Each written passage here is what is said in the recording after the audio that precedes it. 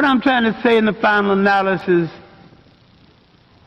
once we take control of ourselves, we have to stop being imitators and be innovators.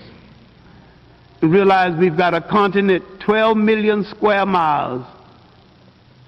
Wherever our bodies are on the face of this earth, our cultural and political heartbeat is in Africa. Whether you ever go to Africa or not, that is your home, that is the home of your spirit, and that is the heart and meaning and definition of your commitment. And none of us, any place in the world, will be free until that continent is free. The Mossi warrior clan was created because myself and others like Brother Nahisi saw a need for a young African group to analyze information concerning the African phenomena with no bias, with rigor, and with scholarship. We created the Mossi warrior clan for the purpose of being an expert research team, of being a team that produced products, a team that was capable of producing products for African people globally to dispel myths, rumors, and provide them with accurate scholarship.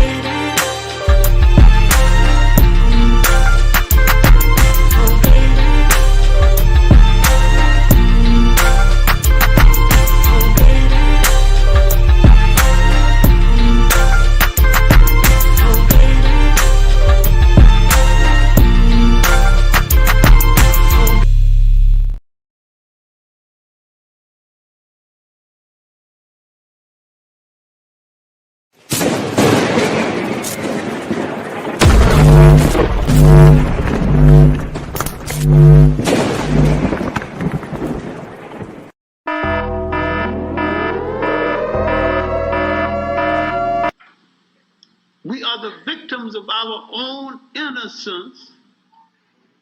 We didn't expect it. We were so unsuspecting. Some of us participated in it without knowing what we were doing. And to understand it, there's 200 years of history you're going to have to look at. 1400 to 1600. It's the major turning point in world history. At the end of these 200 years, the world would never, ever be the same again. Europe had come out of its bag. It had rescued itself at our expense. It had learned longitude and latitude again. Had learned how to handle ships. They had, in their search for Asia and the spices and the sweets of Asia, they had discovered Africa en route, the greater prize. We are the victims of our own innocence. We didn't expect it. We were so unsuspecting. Some of us participated in it without knowing what we were doing.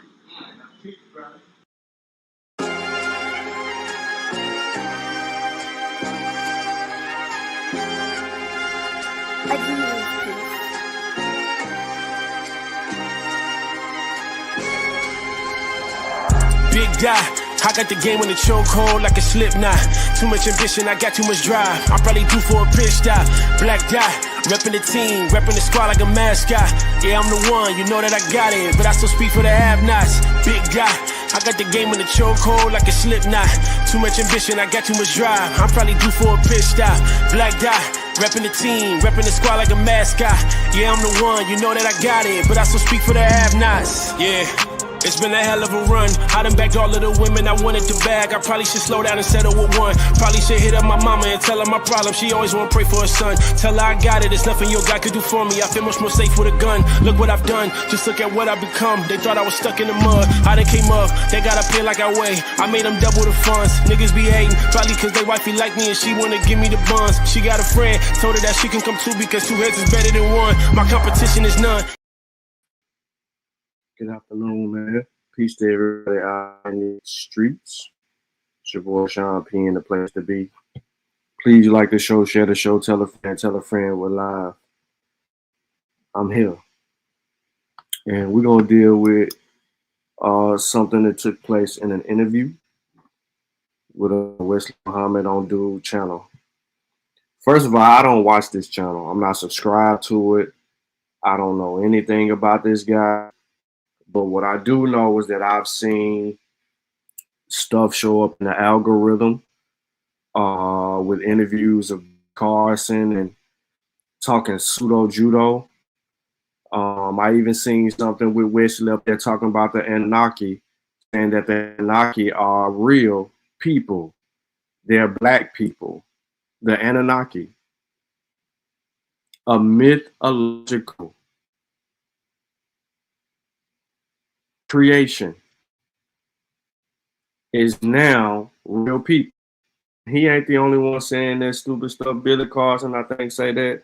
I don't know. I don't listen to him. But according to what you see, what I see when I go over and grab a video, it's pseudo. It's a lot of pseudo interviews. People interview a lot of pseudoscience, non-factual information, a lot of religious rhetoric. Stuff that we can't prove is spoken for on that channel. So I can see why some of y'all who are familiar with that channel kind of tune in, because that's right up y'all alley. It's right up y'all alley. But I'm here to talk and have this discussion. And once I get done with the build, of course, I'm gonna ask people to come in. But I posed the question: is Islam African spirituality? Anyone in the chat can voice their opinion and inform us. I do know that there'll probably be some people straggling in. So peace to those of you who are catching a replay, rewinding it, whatever the case may be. Please like the show and share the show.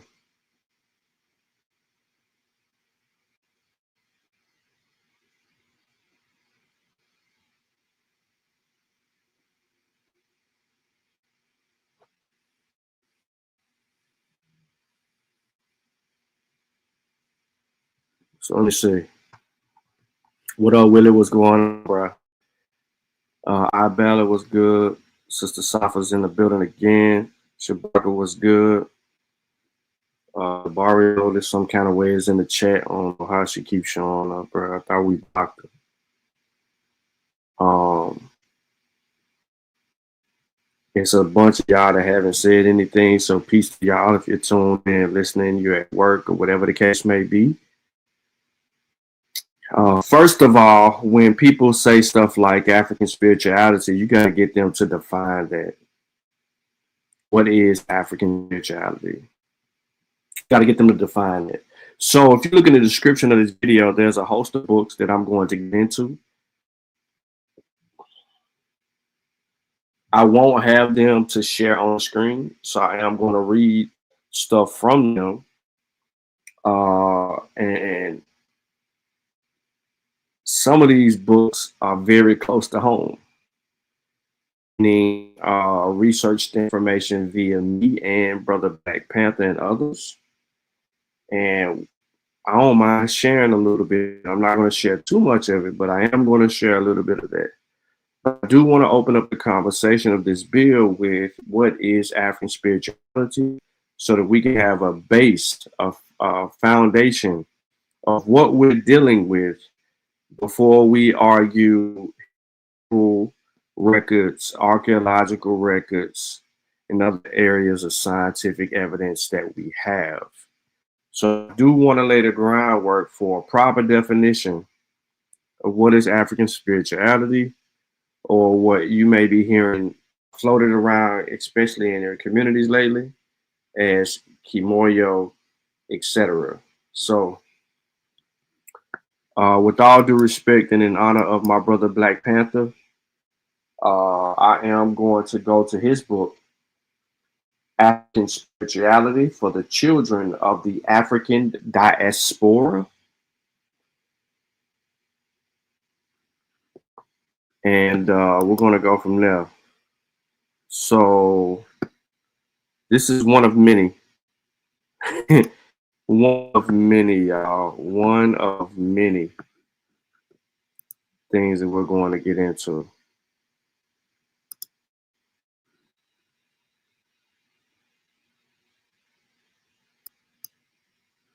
Well, if you want to know who coined the term African spirituality, that is why we are going with Kimoyo over African spirituality, because we know who coined the term.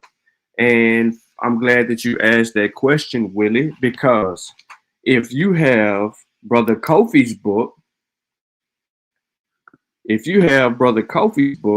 Brother Kofi's book, he tells you who coined the term, and he breaks that down in his book. Now, this is an unedited version that I am actually showing. So you're going to see some of the names this here.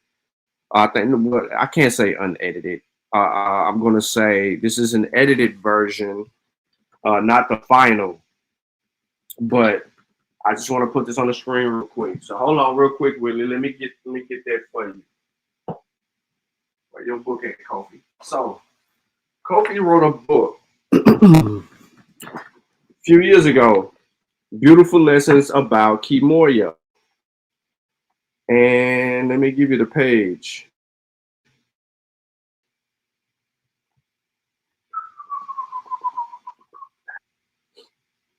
Great question, Willie. Chapter 1, Kimoyo. Page 21 of Kofi's book. He says in his book, let's talk about the term African spirituality for a moment. African spirituality is a term that we, the diaspora Africans, came up with. I understand why, because the African Americans were forced to migrate and were displaced, yada, yada, yada, yada. You asked a specific question. But that's how Kofi starts the book out. Then he goes into etymology and more. And then he starts uncovering other specifics. And he provides you with the gentleman's name of Geoffrey Peringer. Okay. He brings you this name because the concept was new and radical when it was introduced in 1954. And later developed by Boleji Adowu and John Mbiti. So this gentleman, Geoffrey Peringer, would be responsible for not the term African spirituality, but the term African traditional religion. So instead of saying religion, people criticize the spirituality on that part. But the ATR, or what we know as African traditional religion, in part is responsible from Geoffrey Peringer. So if you don't have beautiful lessons of Kimoyo,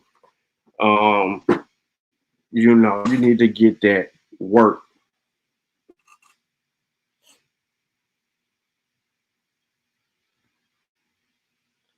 Now, what is African spirituality? African spirituality is an identifier of the amalgamation of the several spiritual practices that come out of the continent. Essentially, it's the indigenous systems of Africans across the continent whose goal is to manifest energies, worship natural forces in the universe, and venerate progenitors and ancestors. These energies we manifest are personified as deities, or as some say, gods.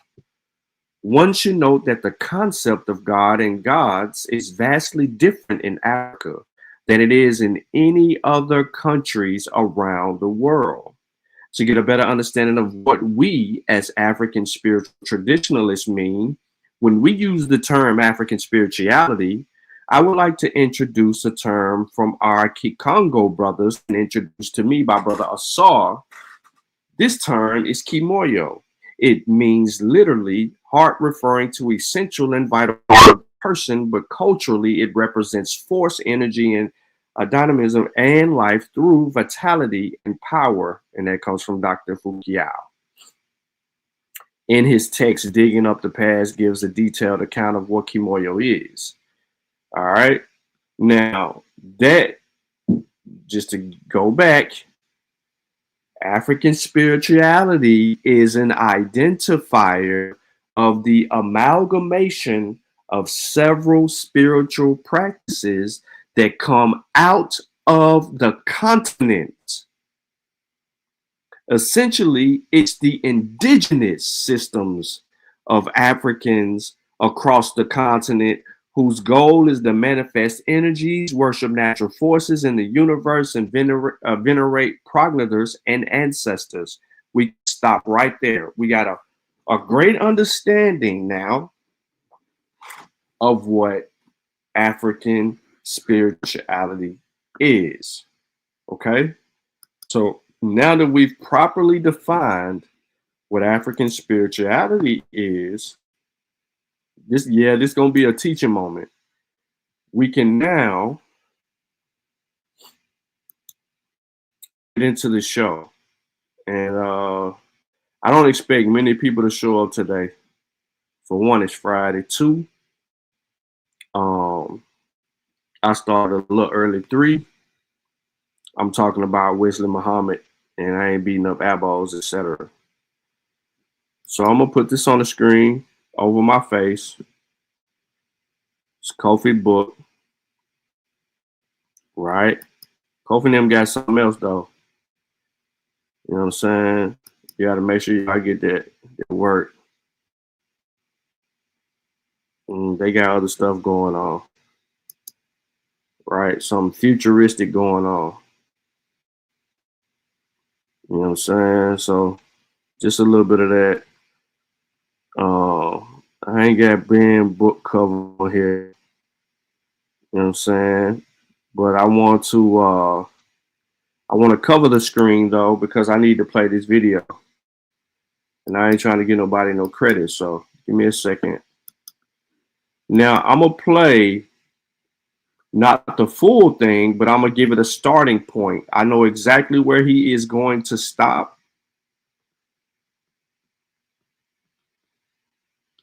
But I'm giving it a starting point to get right in it, so it don't look like we just skipped ahead to hear some mumbo jumbo.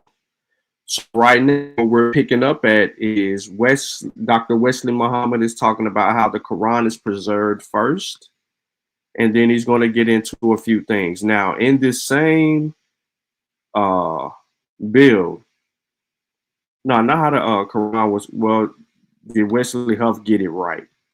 Sorry. In this same bill, Dr. Muhammad, I'm going to go back and let y'all hear for yourselves, but he claims to have Afrocentrists by their holding their feet over the fire, and then he's quote unquote claims that he is dealing with Dr. John Henry Clark, Dr. Chancellor Williams, and Dr. Ben, meaning he's dismissing all of the stuff that they said about Islam. But we're going to get into that. I'm going to come back to that in certain portions of this because I think it's important for people to hear. But right now, you should be able to hear the video as where I'm going to start so that we can walk him right on into his words about his claims when he started mentioning like black gods and going on, and he says the black god in Africa traditional religion, the dome and the mall, and the yada yada. We just want to hear him out and hear what he's saying in its totality around this end part, which is like an hour and 25 minutes into his bill. My bad. Let's go. I think I have maybe just a few more points because I think as an initial conversation on this has been very great and very enlightening, number one, to say the least, right? There was a few things that they talked about, and they talked about the Gospel of Barnabas, the Codex Sinaiticus, right? They talked about Jesus' crucifixion. They talked about Jesus' resurrection, right? I want to know at what point in the debate and conversation, specifically when they talk about the Sinai Bible and the sources in which he claimed to be the sources that the scholars in which he grabs his sources from, right, says that we do not utilize this. We have considered this to be false or fraudulent, right? What part of that conversation did you agree with or disagree with that they was going to their actual points, right, against each other? That was one in that section. I agreed with all of it. It was on one level painful to watch for my brother, but Wesley Huff in that moment, and that's why in that moment he showed, he demonstrated the scholarly method. He was right.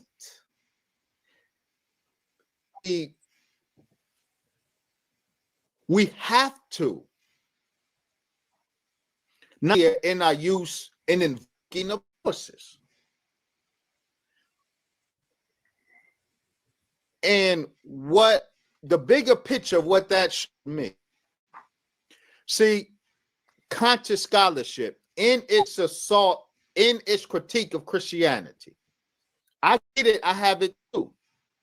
But it was based, for a long time, it was based on sources that will get you hemmed up like that. So we like to quote Percy Graves' 16 crucified saviors to say that one, Jesus never existed historically, and that the biblical narrative of Jesus is total myth, because look, there were 16 such Christ figures born of a virgin, December 25th, died 3 days later, resurrected. There were 16 of them.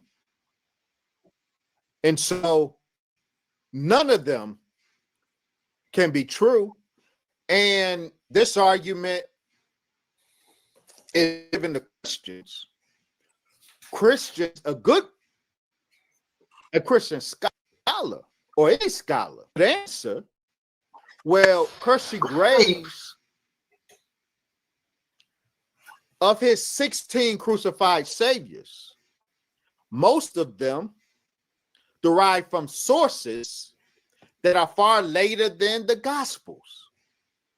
And so that's a historiographic methodological error to say that what we find in this 5th century text predated what we find in this 2nd century text. On what basis do you claim the Christ figure in this 5th century text predated the Christ figure in this 2nd century text? You have no steps. You can show no tracing the 5th century myth back to a period before the Gospels canonized. So that's a historiographic methodological flaw.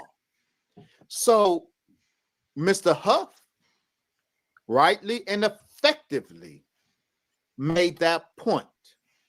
Now, that same weapon can be turned against him. But now, before you finish your thought, to play God's advocate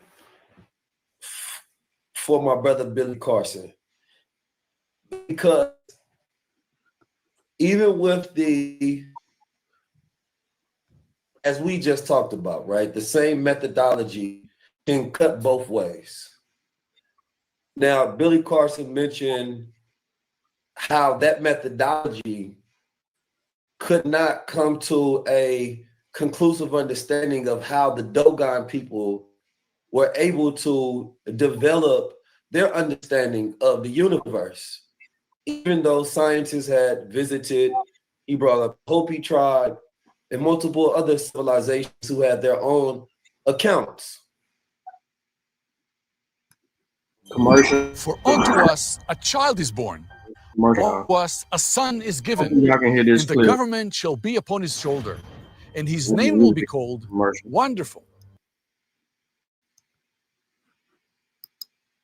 And that methodology does not take away, nor does it validate or verify a lot of those groups. Now, Mr. Huff said that he didn't know much about the Dogon, so therefore he didn't go into that particular point. He stayed on the basis of the methodological aspect of whether he believed that Billy Carson, right, had a superficial or a higher, right, understanding based on his sources and the way he went about finding and citing his information. But it seems to me, though, when you have somebody that says that I travel to a place and I study for myself and I see there still seems to be a lot of things that will be unaccounted for, that someone of your stature, even somebody of Huff's stature, will make it easy if we are utilizing that methodological process to build an argument or to break an argument, right?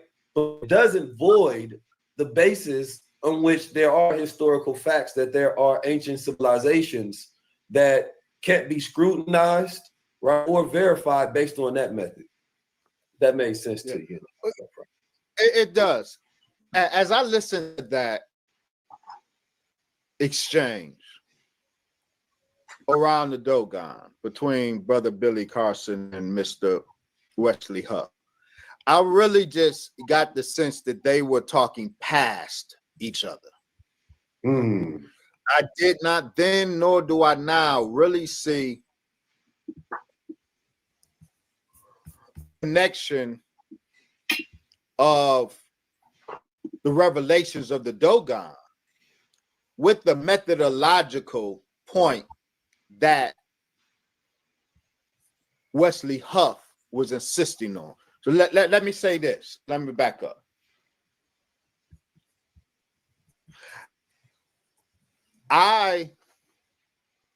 The Dogon, which I too at, the Dogon of Mali, I did, in fact, not just looked at, I wrote about. Yes. In my report, Allah and the That's sacred the authority science. that I was talking about. All right, ladies and gentlemen, here we go. Allah and the sacred science of the Black God. Allah. Now I'm gonna repeat it. And this what he's holding. He was talking about Allah and the sacred science of the Black God in African traditional religion. Take us there, Wesley. The connection of the revelations of the Dogon with the methodological point that Wesley Huff was insisting on. So let me say this. Let me back up.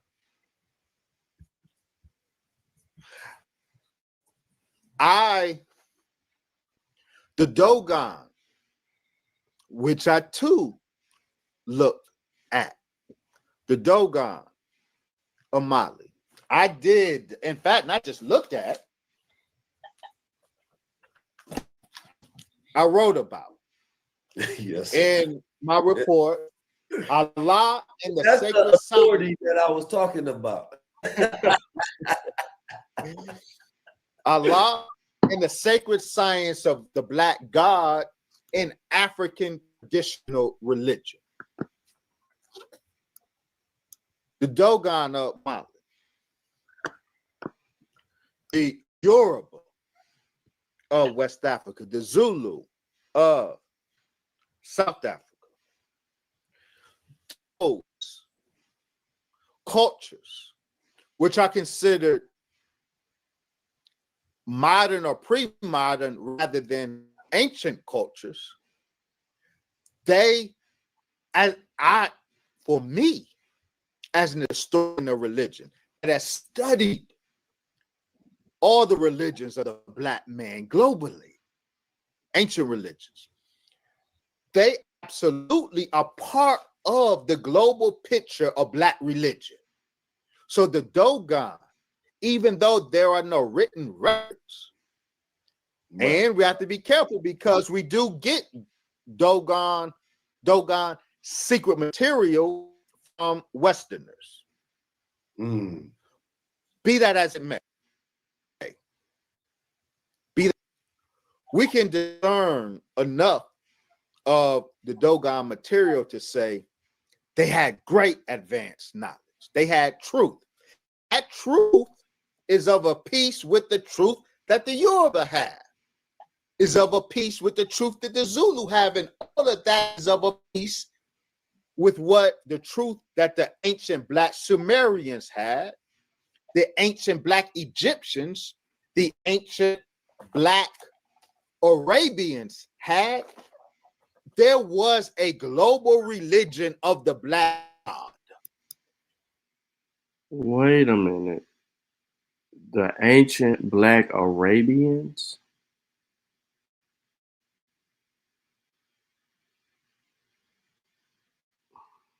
Let me let him finish.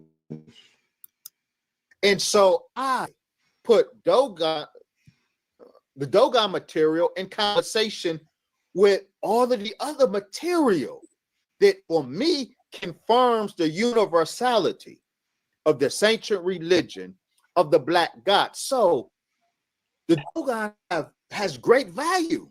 I want to pause it just for a second before he continues, and I don't want to get him off mic, but this so-called universal knowledge of the Black religion that he's proposing here, there's no universal.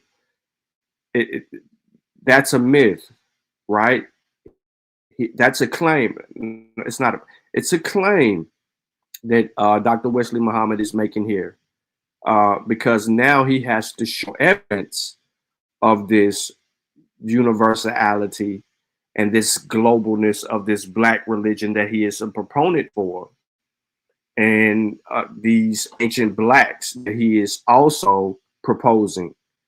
Now, the reason that I am saying that is because independently, just isolated on the continent of Africa themselves, independently, people have different worldviews and interpretations of things based on their geographical location and experience with nature. That doesn't link them all together. The Zulu origin story is not going to be the Yoruba's origin story, which is not going to be the Dogon's origin story, which is not going to be the Gambians' origin story. I mean, the Wolof or the Series origin stories, or the Akan's origin stories of the Fula or the Fulani or the Igbo. If y'all get where I'm going, these stories are not going to be the exact origin story for all of them. They're going to have different worldviews on how they came to be. Some of them may share similarities, but that's just the human experience with nature. What I mean by that specifically is this, and I use this example all the time because Mika's in the chat. When I was arguing with Mika one day, we were talking about the Israelites, and I brought up circumcision, and she was trying to equate everything to be the same, and versus the human experience with just understanding that humans naturally with nature are going to come up with some shit similar to each other, whether they, even without encountering one another. And I brought up circumcision. Now, my point of circumcision, right, among the Jews, right, and then in other areas, more specifically with circumcision in on the continent of Africa. Because you circumcision on the continent of Africa doesn't mean that the Jews got it from the Africans.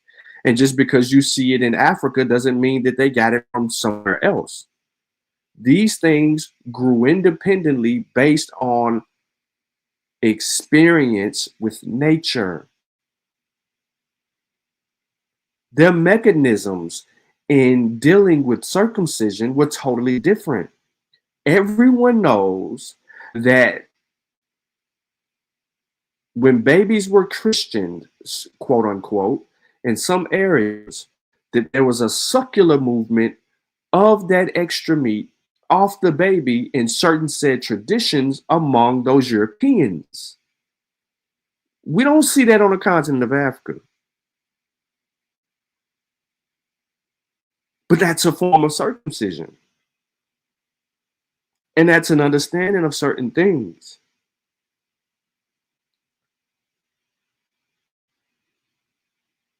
But I just wanted to kind of cut in real quick because this universality issue was a problem, and then trying to align everything is another issue. But now remember, he's talking about the Dogon, and he just brought up religion of the Black God. So the Dogon has great value in terms of truth value that does not negate the methodology. Let's go.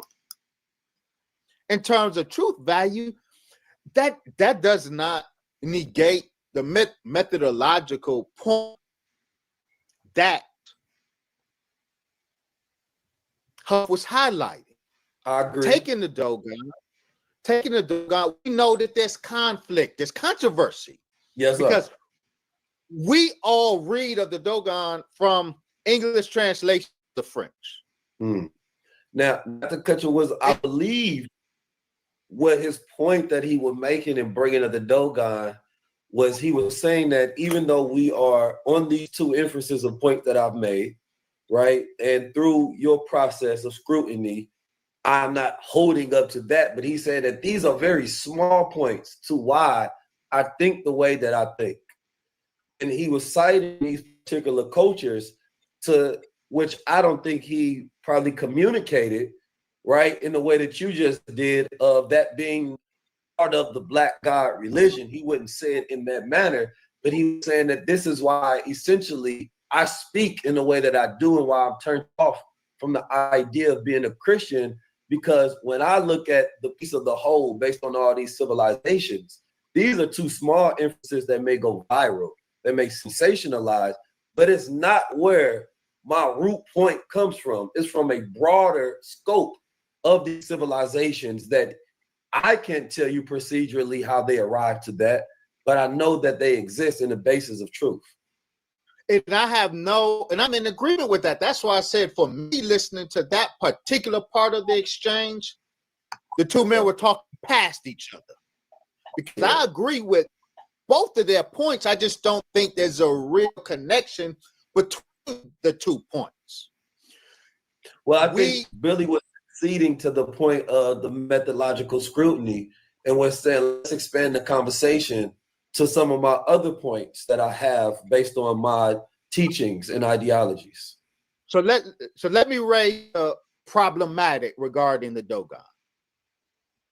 And why historiographic methodology was one of the right, but I want, because that was raised.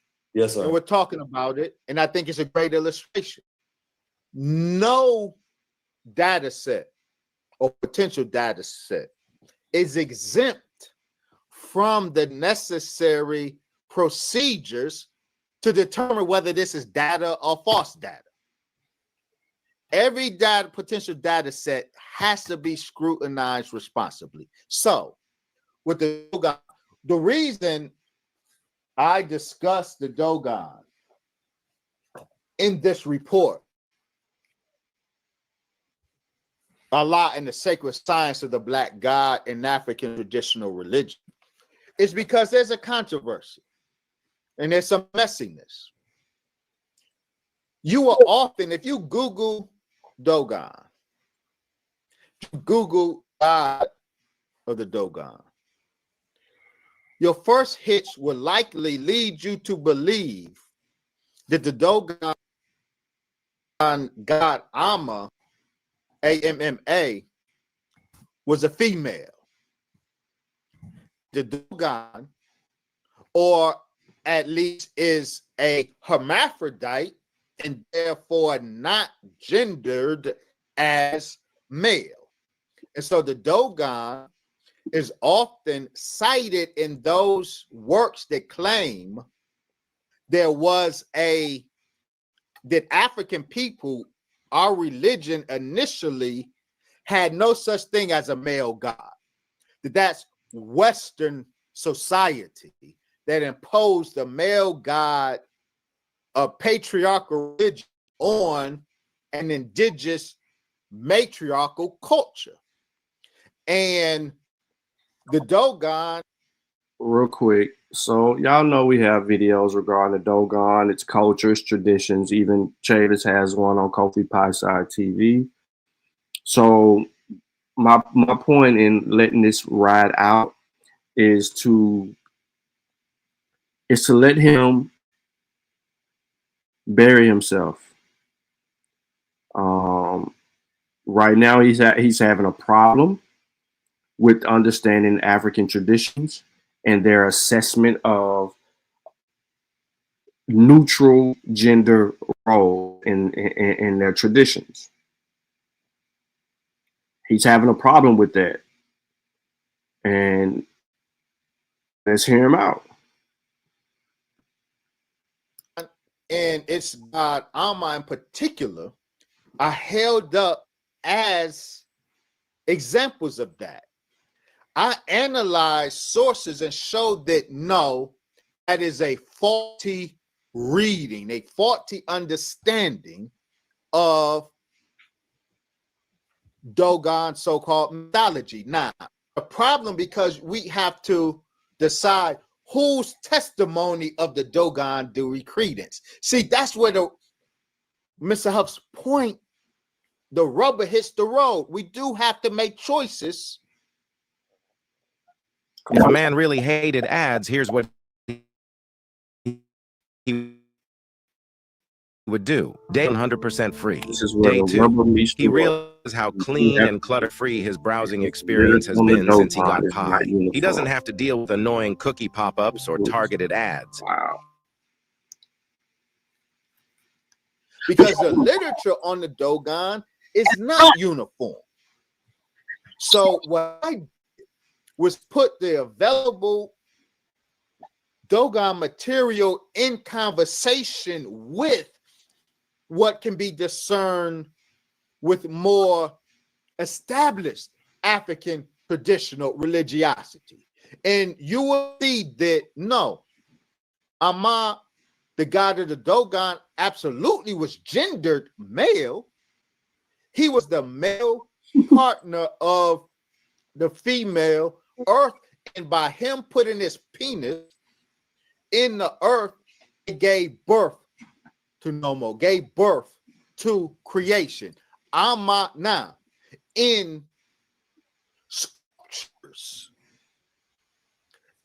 the characteristic African duality, African religiosity, posited a non-negotiable duality.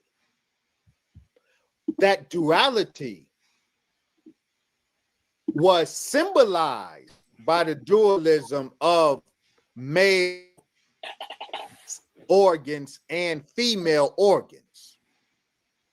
So the duality that exists between spirit and matter, for example, would be symbolized by spirit male, matter female. Sometimes this will be depicted in sculpture as a male and a female embracing each other. That's spirit and matter together. Sometimes this will be depicted as one being and hermaphrodite, one being that has both male reproductive organs and female reproductive organs.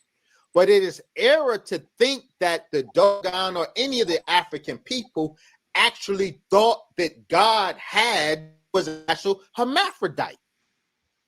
That it was a physical being that had both sets of organs. No, the hermaphrodite symbolized the. I ain't read nothing about any deity in African traditions that assigned a gender or organs to the deity in reference.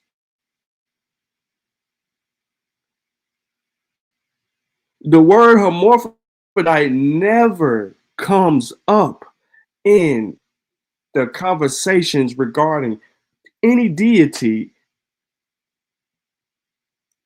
I don't understand how he is mixing sexism into a proper understanding of not assigning a role to these deities, which is problematic for him. I'm not saying that they didn't assign roles to deities and more specific. I'm just saying in certain instances from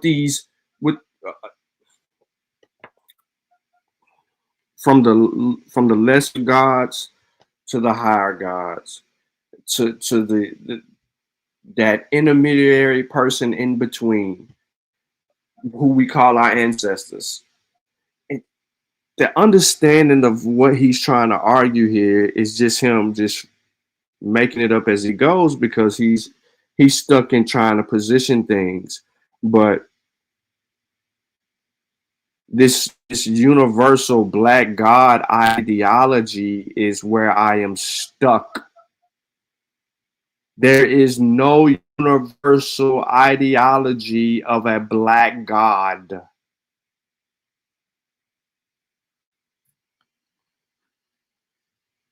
The divine duality in unity, spirit and matter in unity. So, in the like absolutely, but in all of these cultures that held the divine duality. Attention retirees, if you're willing to be at your computer from 9 a.m. to 10:45 a.m. on most weekdays,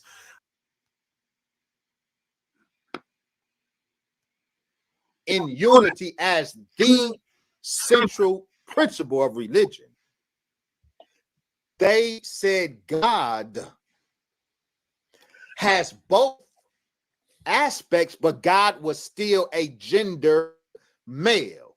So, Atum, A-T-U-M, of ancient Egypt, in the pyramid text, he describes himself as the great he, she, meaning he has the duality. But at no point was time out. Hold on. Pause real quick. 1 second. Let's grab the pyramid text. Let's find Atum in the pyramid text that this motherfucker just sit here and said. He described himself as what?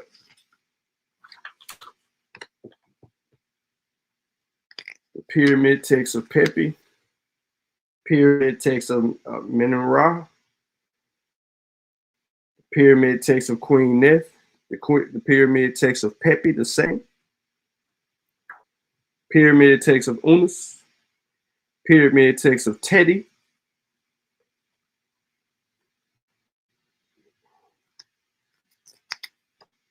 The spells, the rituals.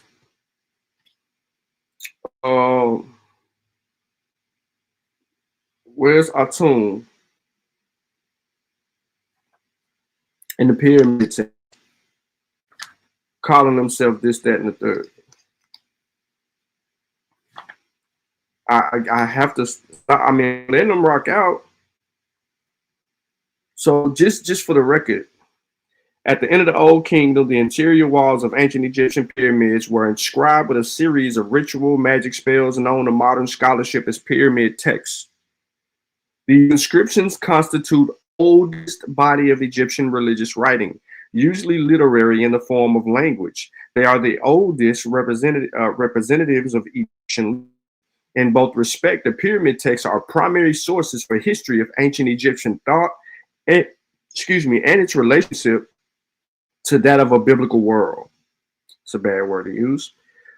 To date, the pyramid texts have been found in tombs of 11 kings and queens at Saqqara, the necropolis of the capital city of Memphis. Y'all just heard me mention Unas, Pepi, Akhenates, Pepi II, Behenu, Menra, Pepi II, Neth, II,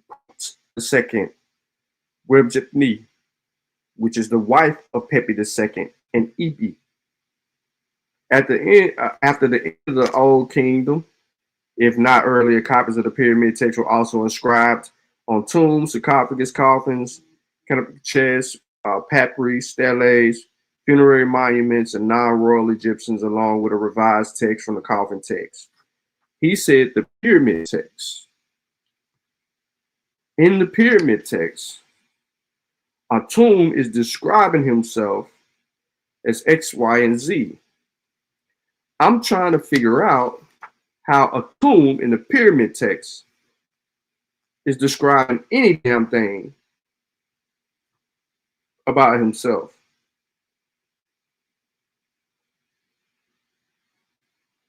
And I think this could be a misinterpretation of him just talking out the side of his neck, and he may be just referring to something else, and he just said pyramid text. Maybe it's me. Maybe he's just making an error, or maybe I'm making an error, and I can't find where in the pyramid text that he is referring to, because I'm looking. So the world of the pyramid text, Geb, Nut. This the genders that's reflected right here. Geb and the goddess Nut, whose genders reflect the Egyptians' word land. Land, masculum ta, sky, feminine pet. This world was thought to exist within an infinite ocean called Nu, which was the waters, which was kept from engulfing the earth by the atmosphere incorporated in the god Shu, whose names mean both void and dry. The sky was seen as the surface of the cosmic ocean, where it met the atmosphere, and the sun's daily journey through the sky therefore required a boat known as day boat. The sun's apparent path across the sky throughout a year follows a 12-degree wide arc from east to west, known as ecliptic. The Egyptians saw this as a distinct feature of the sky, which they called the winding canal. Okay, I can't get past Shu and Tefnut. I don't know. He got to give me more than what he just gave me right there for me to go in here and say that this motherfucker is in his pyramid text calling himself something.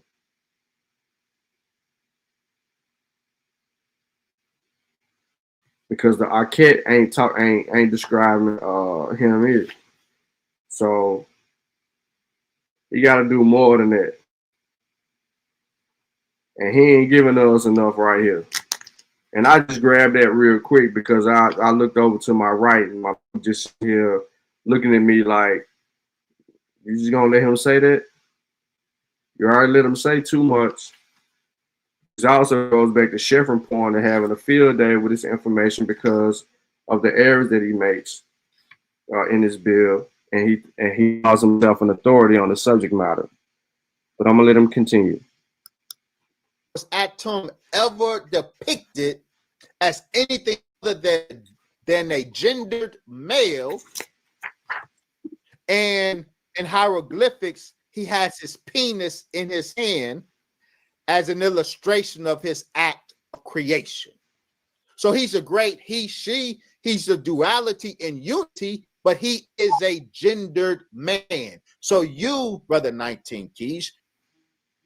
How do you know that? How do you know that? Because the resurrection ritual in the burial chamber on the south side says, Ho Eunice, you have not gone away dead. You have gone away alive. Sit on Osiris's chair with your baton in your arm and govern the living with the lotus scepter in your arm and govern those of the remote places. Your lower arms, listen to this, ladies and gentlemen. Your lower arms of Atum are of Atum. Your upper arms of Atum, your belly of Atum, your back of Atum, your rear of Atum, your legs of Atum, your face of Anubis. Horse mounds serve you. Seth's mounds serve you. This is a resurrection ritual of Unis. I just gave you that. I ain't getting none of this. You know what I mean? But it's saying he this, but it's saying he that, but it's saying he got, he, she, nah. Because now you're taking away from the other deities, because Atum, I thought he was the unseen. Now he's seen and now he's nutting and he's doing this, that, and the third. Are you sure Atum is doing all of these things you wish that he was doing? In the release from the Duat and the earth, Ho Unis, your envoys have gone, your heralds have run to your father, to Atum, to say for you, Atum, bring me up to you, encircle me inside your arms. There's no star god without his companion. I am your companion. see me as you have seen the forms of progeny who know their spells, the imperishable stars, and see in me the two in the palace, that is Horus and Seth. I'm just trying to find where a tomb says what Wesley just said. There's a accommodation to a tomb at the dawn. Even in it, there's no description of a tomb claiming to be X, Y, and Z. I am at a loss. This is why I said maybe he's mixing something up here and he ain't giving us the real deal spiel, because it's not really a strong point of his. It's not. He's a religious zealot. He's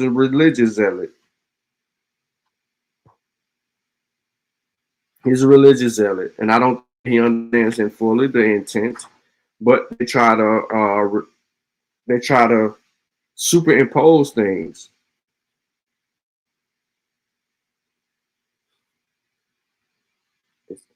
Go ahead, bro. You two are the great. Yes, that's why I played it again. Sister Safa, he said it. Did he say a great he, she? He said it multiple times. A great he, she. That's why I played it again. There's nothing that is given to us regarding a tomb being described as the great he, she, or this dual anything.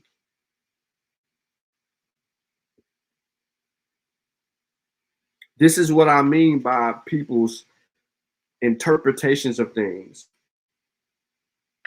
We're not going to get that.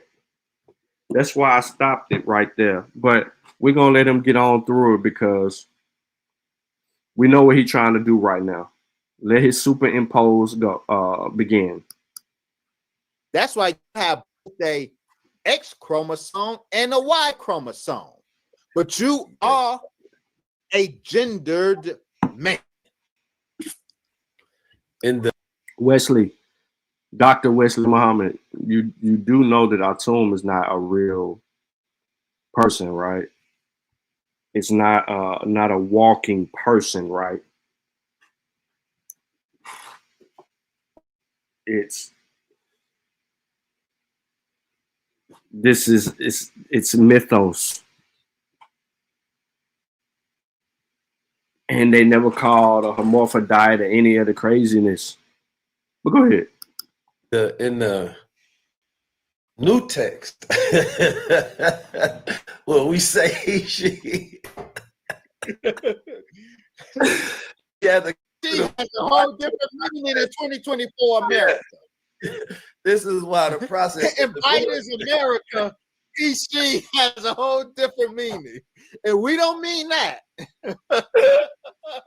It's something from an ancient text. See, that he she is not. That he she is not great. Yeah. The great he she is the divine duality in unity. That's not transgenderism. Agreed.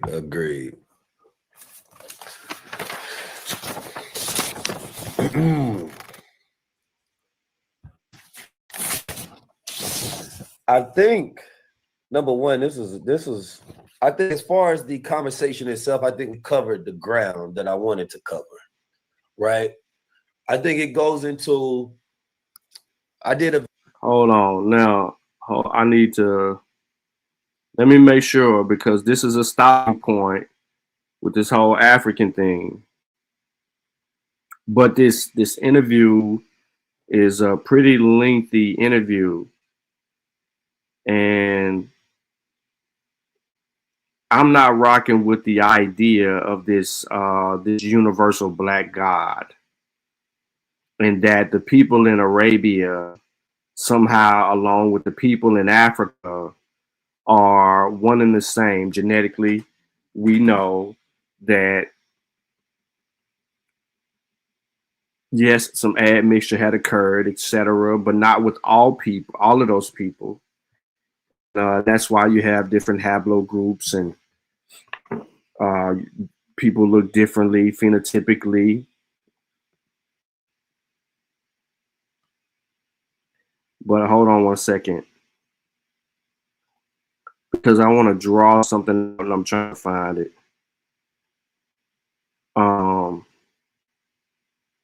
I do want to say this. This is a good reason why I don't watch certain things, because I like my sanity in that moment. And I like to not hear some of the stuff that we're hearing today, because in that moment I probably would be having a tantrum. In that moment I probably would be getting blocked out of the chat. Then I'm on a whole nother level of disrespect toward people. But if people think that it's, hey Shawn, man, you need to listen to this, or what is dude talking about right here, and you're on that, it's best that you just give me the timestamp of the claim or a clip of the video, and I just would rather deal with that point. Because when I have to listen to the totality of something, or a large portion of something, it's like with pseudoisms, there's 50 claims per paragraph.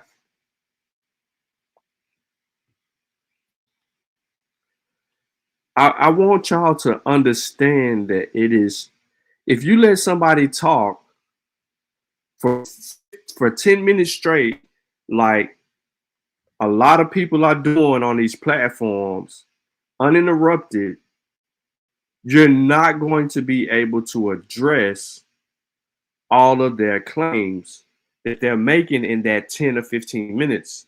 So it is best, if you're on one point, you stick to that point. As it comes to a conclusion, then you deal with it versus letting them run off. I'm not a proponent of sitting there and listening to somebody for 20 minutes talk to me about stuff that they're making up, and we know that they're making it up. But before I get into what I wanted to share with people, I just want to make this clear.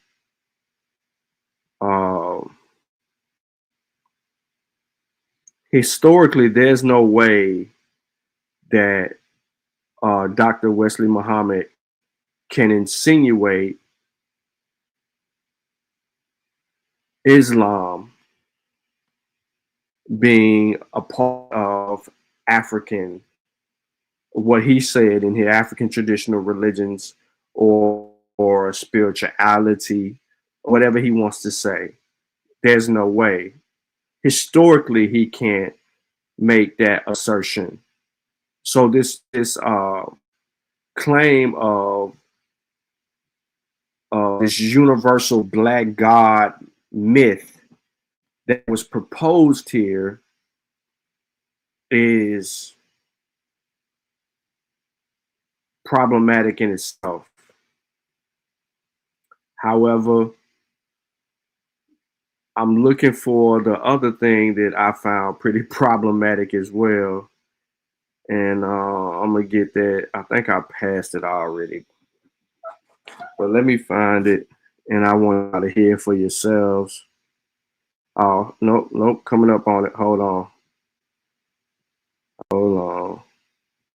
Got to get context. You should be able to hear this in a second. Claims under discussion there, they did not pass the smell test. Mr. Huff's claims also don't pass the smell test. He emphasized the need to,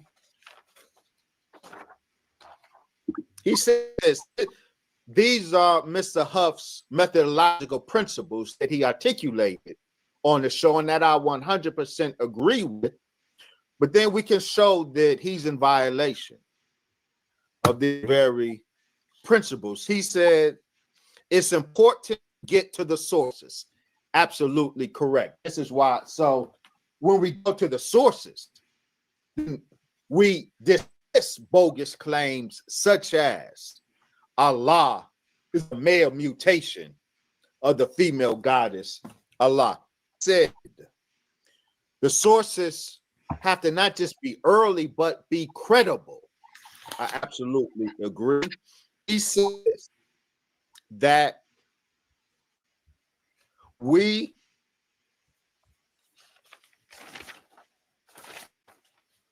so there's a point. He says that in history, and this is very important. He says, quote, in history, we go to primary sources in the primary languages. Now, allow me to pivot a minute, because this point is so important. This is the very point, Brother Keys, that I raised in my challenge of the pantheon, not just the researchers, but the pantheon of Afrocentric scholarship. Dr. Yosef Ben Yakinen, Dr. John Henry Clark, and Dr. Chancellor Williams.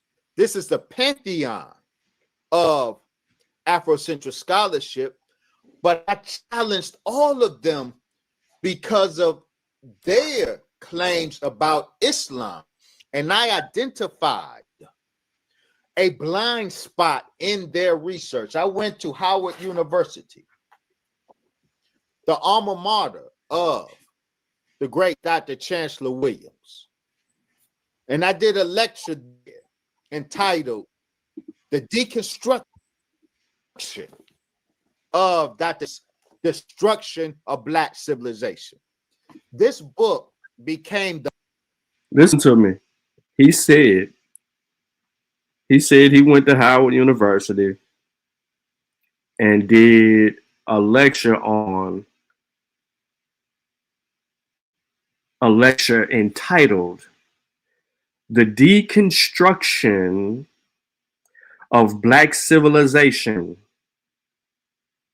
Now he's about to explain that. What he is referring to is Chancellor Williams' book, The Deconstruction of Black Civilization. Listen to this. The Bible of the Afrocentric crusaders against Islam. I went to Howard and did a 2 to 3 hour lecture deconstructing the claims in this Bible of Afrocentric scholarship. And what I showed, he said he's calling Chancellor Williams' book the Bible for Afrocentric scholars. So he's saying he's deconstructed Chancellor Williams' work and lecture in Howard that I haven't seen or heard anything about it, but he went there to break it down, and now he's going to point out that there were blind spots. Blind spot, the reason even our great luminary. Okay, he said they were wrong about certain things. So this is where we're gonna start.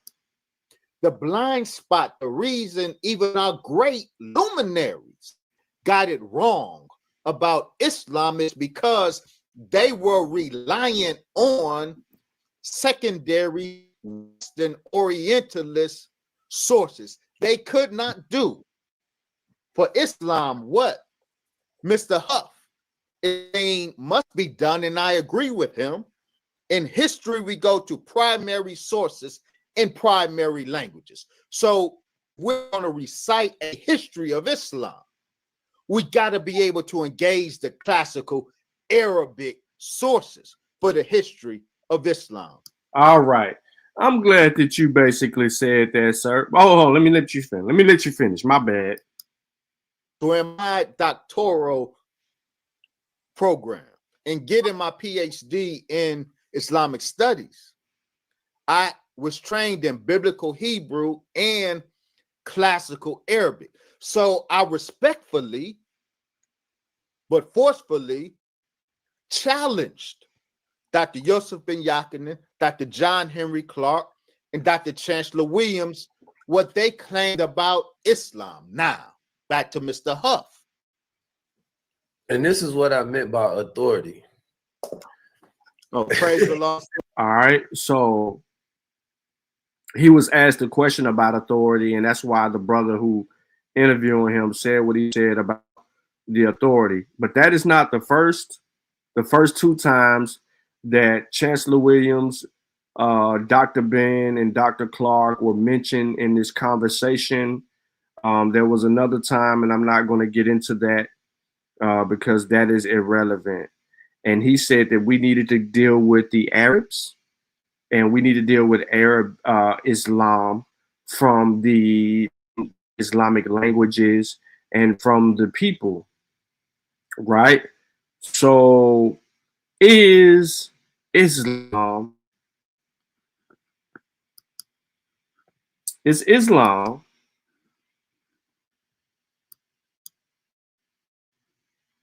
African spirituality? Is there this universal black God? So we already defined what African spirituality was from Brother Ben's book.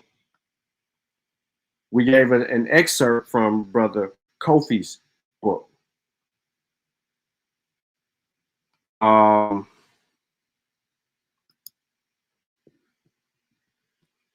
going to give you a lot, but some of work from Insoll's book, which is pivotal in this conversation.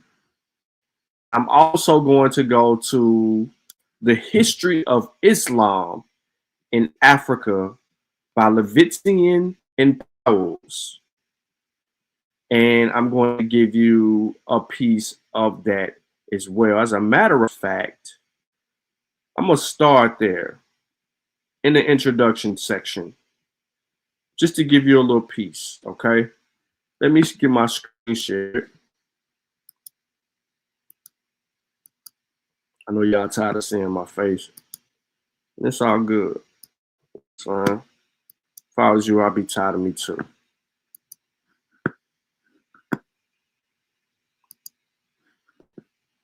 Let me zoom in. There you go. Let me see how it look for y'all.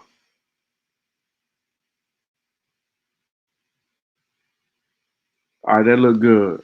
So in this work, it says Islam reached Africa through two gateways, from the east and the north. From both directions, the carriers of Islam navigated across vast empty spaces, the waters of the Indian Ocean and the desert sands of the Sahara.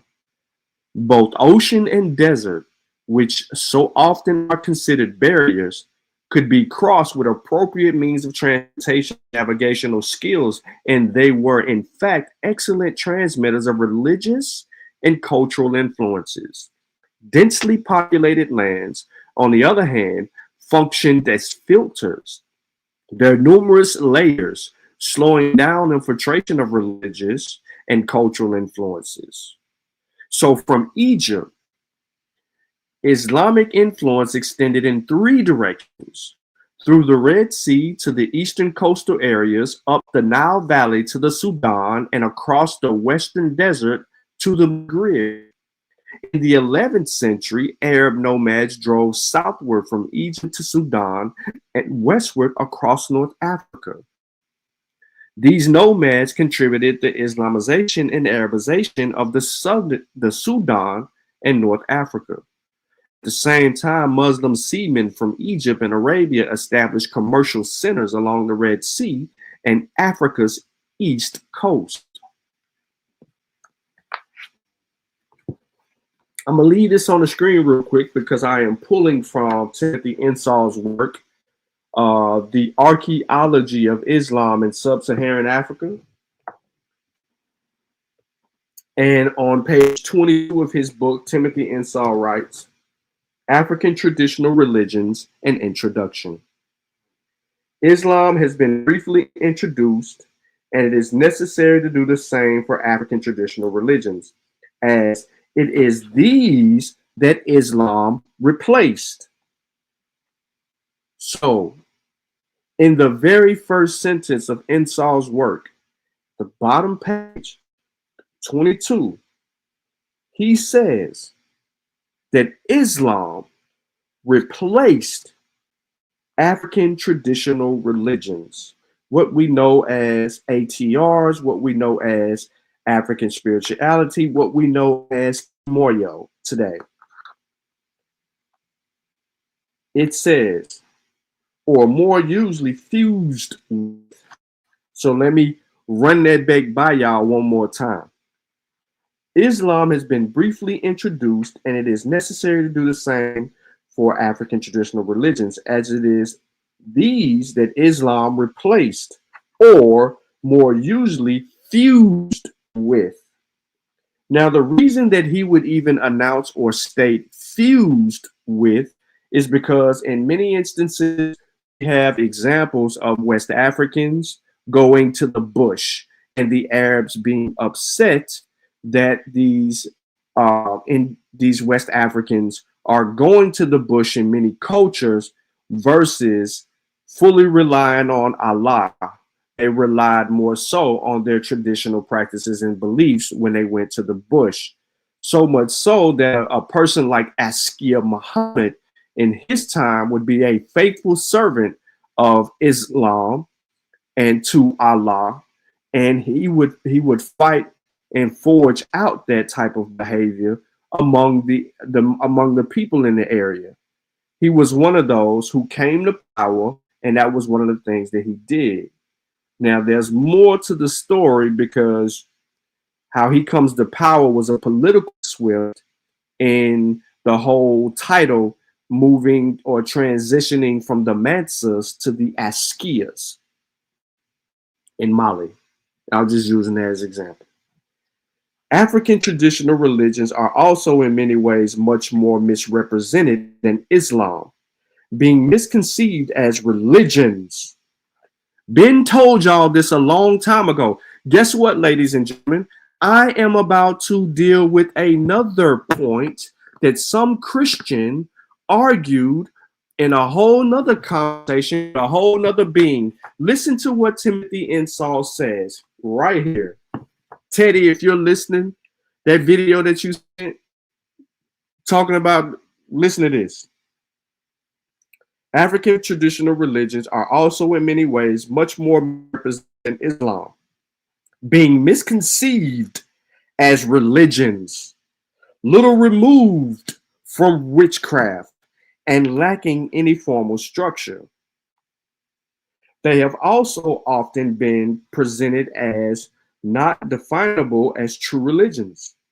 This is indicated by the sentiments expressed by the Victorian explorer Richard Burton, who notes that the Africans had barely advanced to idolatry and had never grasped the ideas of personal deity, a duty in life, or moral code. Citing Kirby, 1994, page 60.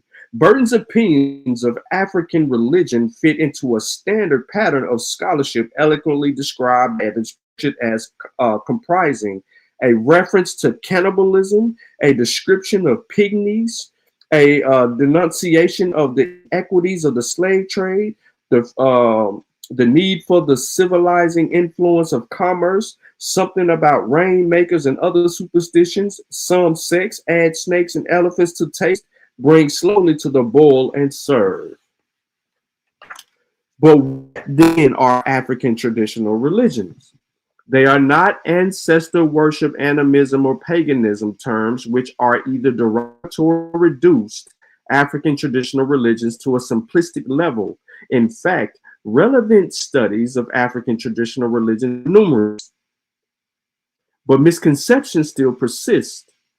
Hunwick, for example, describes African traditional religions as ethno-specific polyspiritual systems operating with a microcosmic environment, and continues arguing that the advent of Islam opened up for communities in tropical Africa a microcosm which took them not merely beyond the confines of village and tribal societies, but incorporated them in a vaster pan-Islamic cultural system and into a world economy.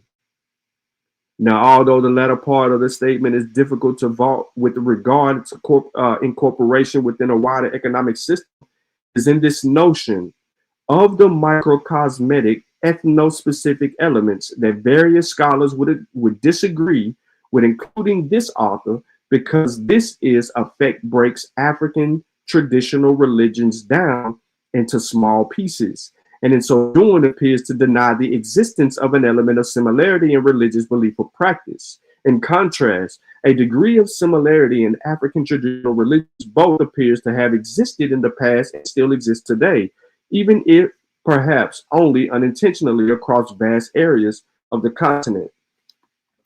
That's from Timothy Insoll. He has more on the subject matter, but I only wanted to give you an understanding of that. So now that we kind of have a basis of Islam entering Africa into two ways, the East and the North. Entering Africa from the East and the North. I want to kind of lay on y'all another book real quick from John Azumah, The Legacy of Arab Islam in Africa. In chapter 2, page 24, he states, long before the advent of Islam in about 610 CE in Arabia, present-day North and Northeast Africa had already been under considerable religious, military, political, and commercial influence such as successive ancient powers as the Phoenicians, the Romans, the Vandals, and Christian Byzantine. The Phoenicians are said to have been in direct touch with Africans south of the Sahara. Great cities such as Carthage, founded by the Phoenicians in 814 BCE, and Alexandria, founded by Alexander the Great in 332 BCE, became centers of great civilization. The first major Muslim impact in Africa followed the invasion by Arab Muslim armies of Egypt in 638 CE, plagued by sectarian rivalries between Byzantine and other Christian groups of North Africa regarded as heretics. Coptic Egypt offered little resistance and capitulated in 644 to Arab Muslim armies that then launched a series of campaigns to capture the rest of North Africa. I don't need to go any further than that, as Azumah tells us about how violent Islam comes in to Africa. So now I want to take you to another place on how Islam can't be Kimoyo. It can't be a part of the ATRs. We're going to look at my book. I hate to use my own shit, but The Coming of Islam in Bilad, al-Sudan. I'm going to unshare my screen, and then I'm going to bring it up because I have it in a different thing real quick.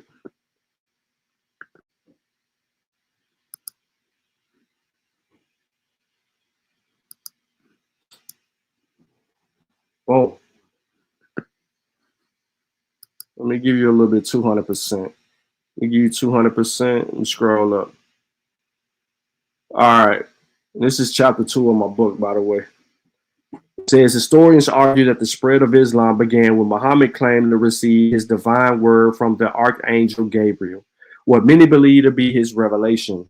Theology states that the only real prophets can receive the word from the higher spirits. No evidence substantiates the claim, but his followers will receive it. However, Islam grew more following his death.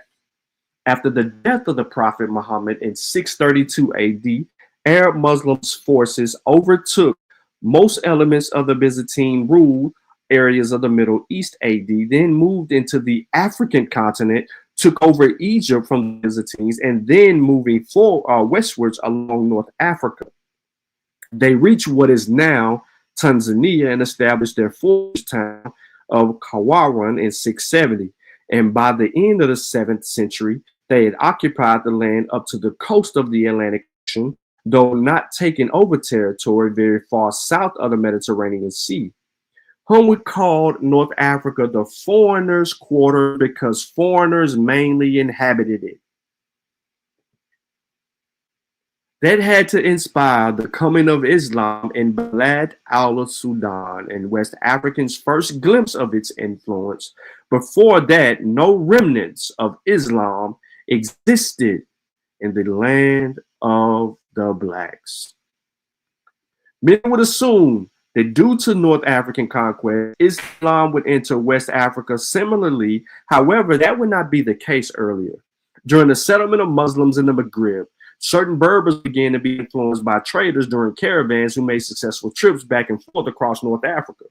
The first of the Saharan Berbers, whose conversion is attested, seems to have been the Lamtuna, who is said to have accepted Islam in the 2nd decade of that century, followed shortly after the Masufa and the Judala. Their Islam, however, must have been only a thin veneer for many centuries to come. The whole history of the beginning of the Almoravid movement furnishes eloquent evidence of the superficial Islamization among these 3 Berber peoples.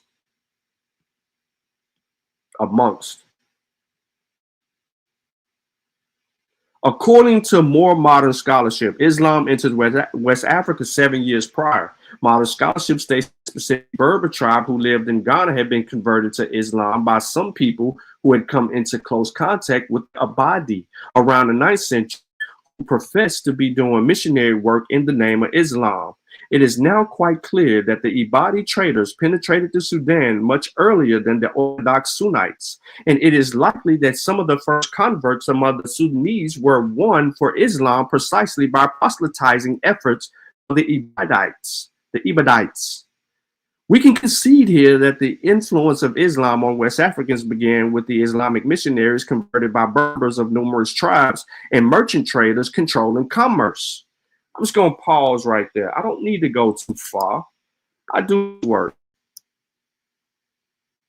And now I need to take y'all somewhere else. Because my point is this. There is no universal black gods. And Islam can never be married into being an African system organically. Hence, conversion to Islam. Now, what we do and what we've always did as a people, even in America, we do this. Black people will take whatever you give them and incorporate it into whatever they got going on, remix your shit and make their own thing out of it. You don't believe me? Is Islam the same? You see my screen.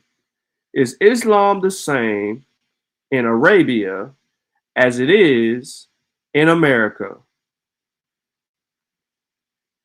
Let me scroll up for y'all because I want to let y'all know that I made sure. This is the 3rd time that I have left this book for people who may be interested in downloading it and having it. This is volume 21, the Handbook of Islamic Sects and Movements. It got every single sect in here, and I ain't no running around from it. We got the Moorish Science Temple, the Nation of Islam, the Taliban, you name it, they in here. So let me just go ahead and take y'all to the crazy people. Wesley and them. Did I go past it? Hold up. I think I went too far.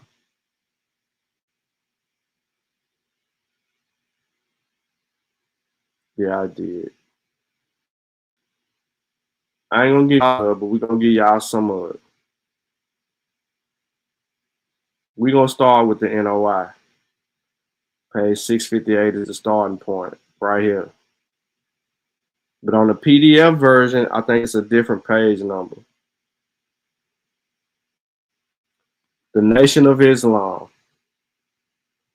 It was established in 1930 in Detroit, Michigan by W.D. Farmer. The Nation of Islam, henceforth NOI, grew after World War II to be the most important and controversial Islamic new religious movement in the United States and the Anglophone Black world. Tens of thousands, perhaps over 100,000 Africans joined the movement, but it garnered the sympathy and tacit support of many more African Americans for its emphasis on Black pride and self-determination. By the 70s, the number of NOI religious congregations numbered 70, and its businesses generated tens of millions of dollars in revenue. The NOI taught that Islam was the original religion of Black people stolen from them during the era of the transatlantic slave trade. Let me pause. We know for a simple fact, based on what I just read to y'all, that this is not true. Islam could not be the original religion of Black people who were stolen during the transatlantic because they had traditions before then.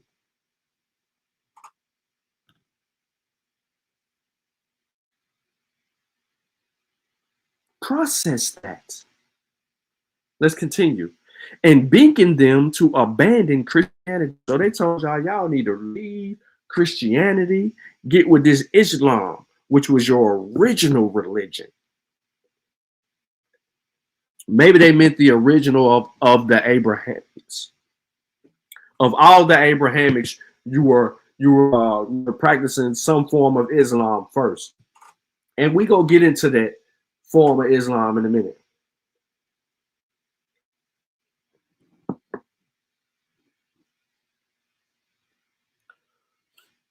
So, which the movement said to have bound them in both physical and mental chains, introducing an original form of Islamic religion that interpreted historical Islamic traditions through the prophecies of its charismatic leader, Elijah Muhammad.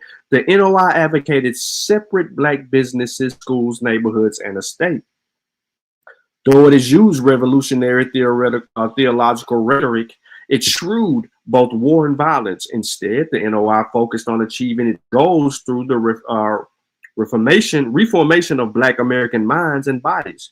Membership into the NOI required careful study and practice of Elijah Muhammad's teachings, which combined Islamic themes with 20th century, listen to this, metaphysical religion, including a belief in UFOs, to produce a version of Islam that included non-theological, cosmological, and eschatological doctrines, as well as devotions to a strict code of middle-class, socially conservative ethics.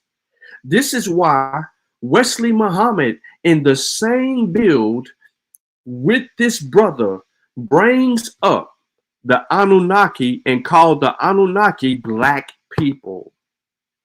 Problematic. Membership in NOI required a careful study of Elijah Muhammad's teachings. That's the premise.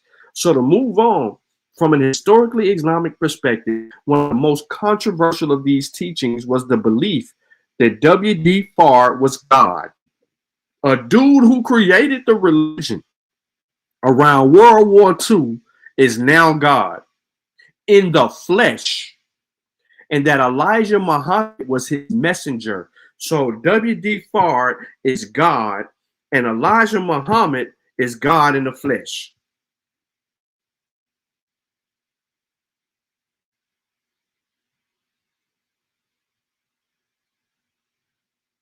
I'll say it back. Let me correct myself. W.D. Farr was God in the flesh, and Elijah Muhammad was his messenger. That's the claim. And this claim contradicted the Sunni and the Shia Islamic traditions. So already They then formulated their own version of what they're calling Islam and violating the core principles of the Sunni and the Shia.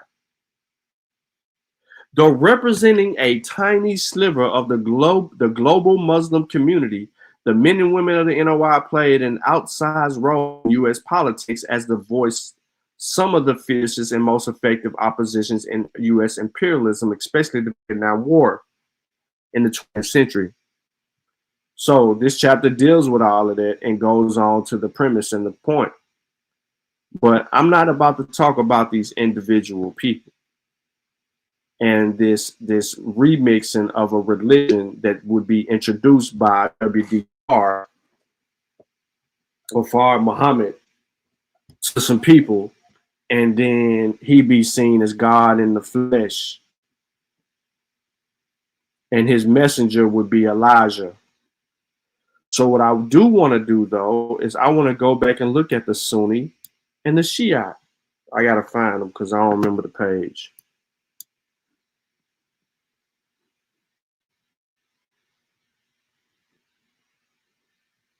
We just seen the Sufi.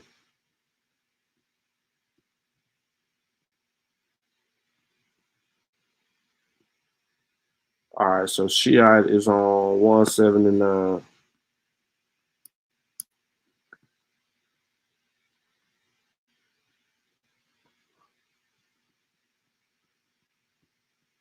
Momento, por favor.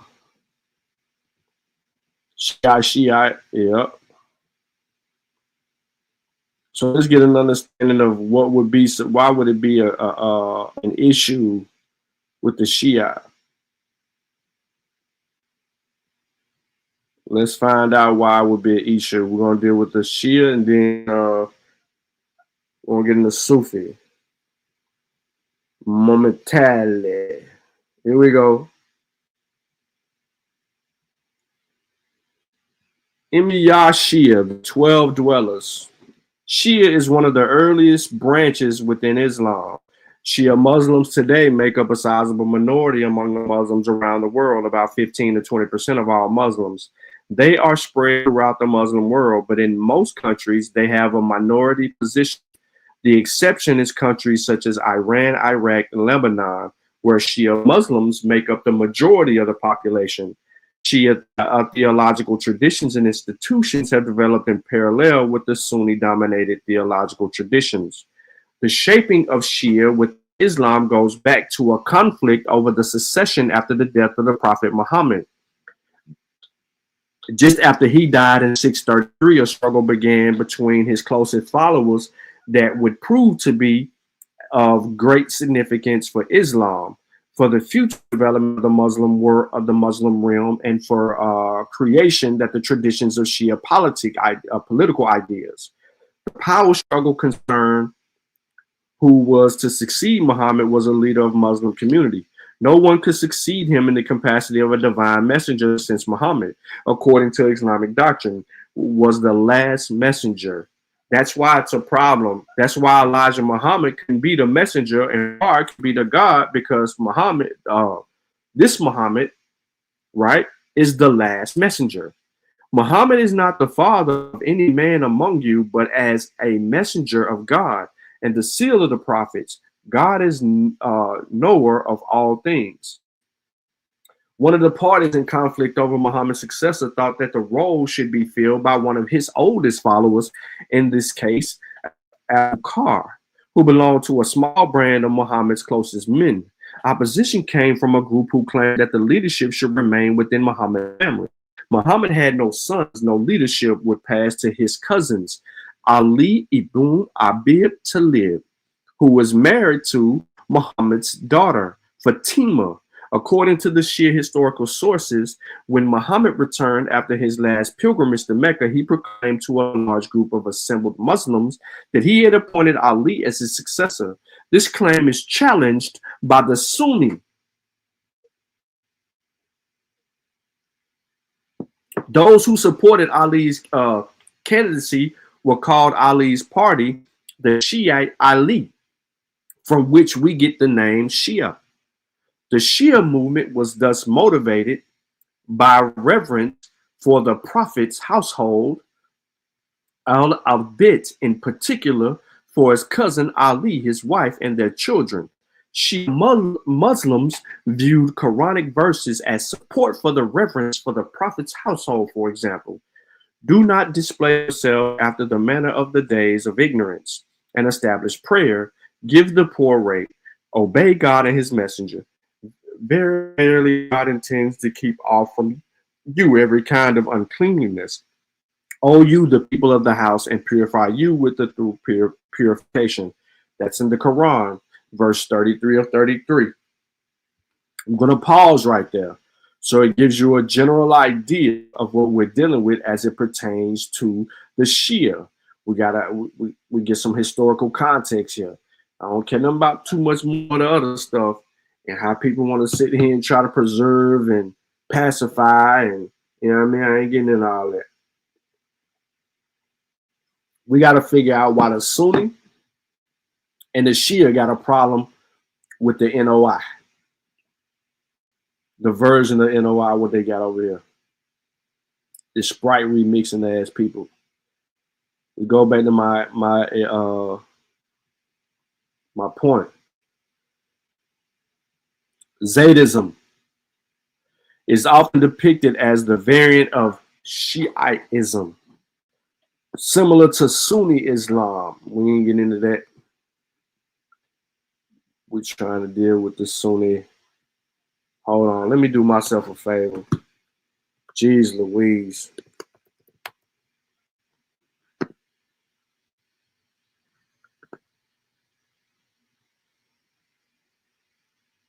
I got tired of scrolling.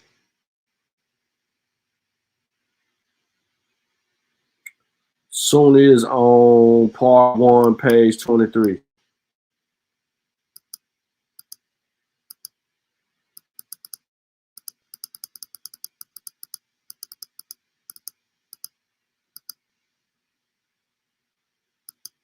I don't think I'm on page 23. Nah, introduction.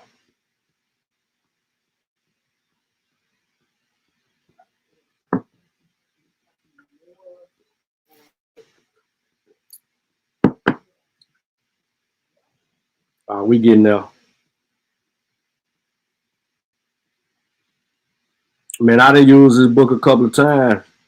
I don't know how some people still ain't got it. When I was dealing with the Morris dudes, talking about they savior, you know what I mean? It is what it is. So Sunni traditions, let's go. So an overwhelming majority of today's was 1.8 billion Muslims are Sunni.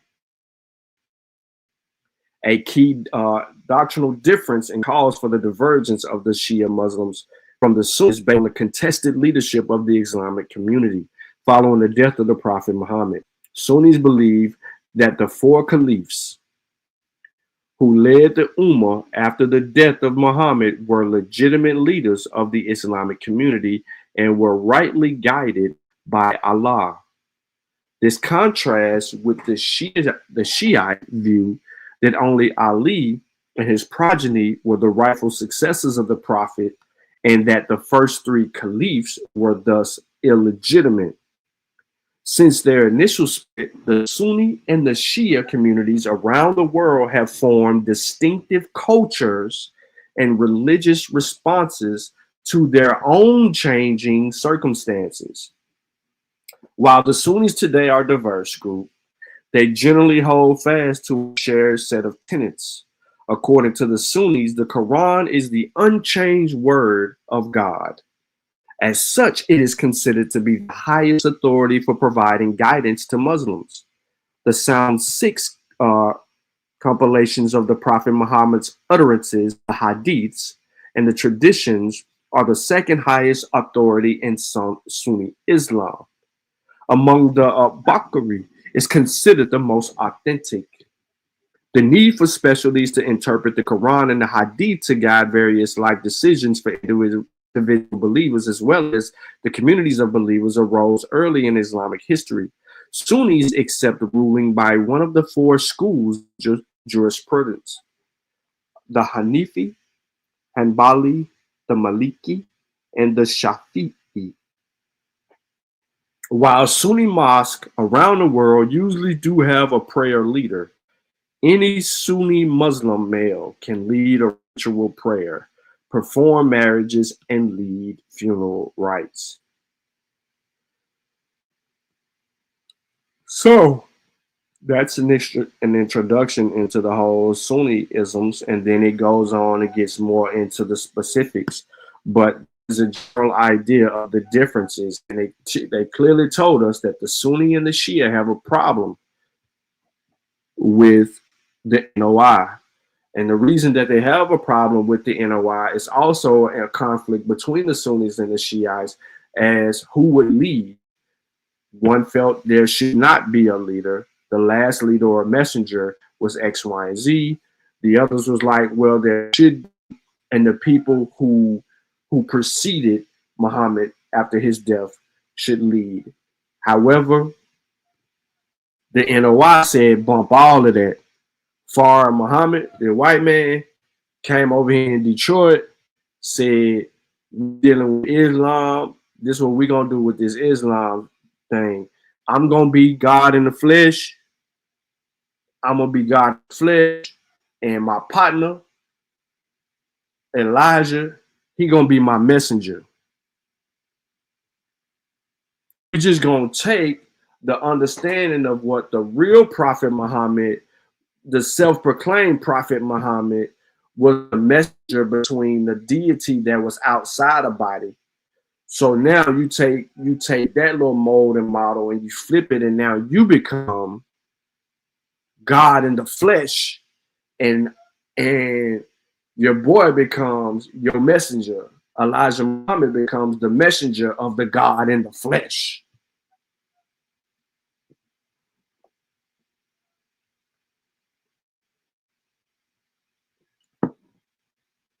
So my point in establishing all that goes back to the point of the topic of this conversation. When Wesley introduces this so-called universality of a black God, there can't be that. Because among Africa itself, deities are looked at differently, have different contextual meanings to the peoples who are living within that cultural context and worldview of those traditions. Even with the spread of Islam into and across Africa, people still held on to the belief of the past in many instances. However, to insinuate that your religion, Islam, your religion, to be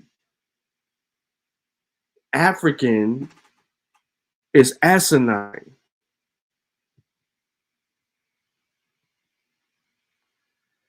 And to make the mistakes that were made in targeting the people that you're targeting, you did not provide the evidence, or we did not see the evidence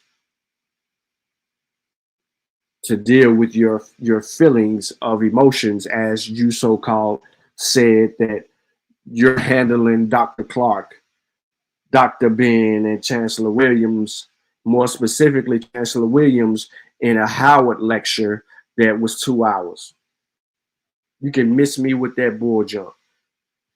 You ain't even dealt with Asar Imhotep's response to you adequately, because he made you shut the hell up for a period of time, and then you wrote a response, and then Asar seen that you wrote a response and you tried to hide it in your book, so he came and fired back at you. We ain't heard nothing from you since then, till you popped up on this dude's channel on YouTube talking about the Anunnaki and all this other made up universal gods and bullshit that nobody asked you about.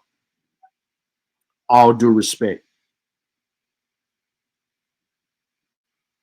But to equate your man-made religious beliefs and superimpose them on anything on the continent of Africa is asinine. We ain't having it. We ain't dealing with that. Now, there's more to get into regarding the whole spill. Correct. I didn't want to get into that. I wanted to just show Sunni and the Shia as it pertains to them. I didn't want to get into Sufism, which we all know is pertinent. It is also in the book that I showed you. Sufism is a big proponent, but I didn't want to get into that because that ain't even a rendition of what the NOI remaking in America. Sufism has, and let me do my due diligence because of Ark, who is a quote unquote undercover Moor. Let me do my due diligence. And let me get to it.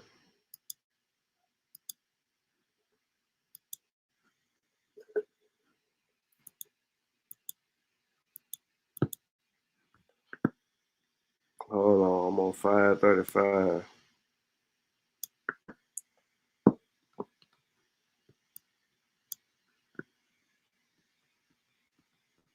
One second, y'all.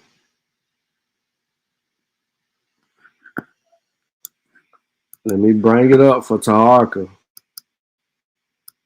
Since he wanted to go there. He loved this. He is Islamophobe.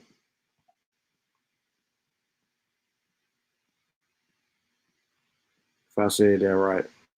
So what is Sufi, which is mentioned by our brother Taharka in the chat? Sufism is the mystic and aesthetic aspect of Islam. As such, it is unrelated to Shia and Sunni split. And Trimingham has a really good book that even Timothy Insoll uses. The thing about Trimingham's book is that it's more outdated, meaning that it was written in the 70s. Insoll's book is written in the 2000s, so it's more up-to-date information in that, as it does refer and rely on some of the evidence that can be proven out of Trimingham's work. However, that in mind, one can be a Shia or a Sunni and still be Sufi. Sufism is about a way of believing and experiencing Islam rather than about sectarian belief system. Call it the way which is aimed at a spiritual freedom whereby men's intrinsic, intuitive spiritual sense could be allowed full scope.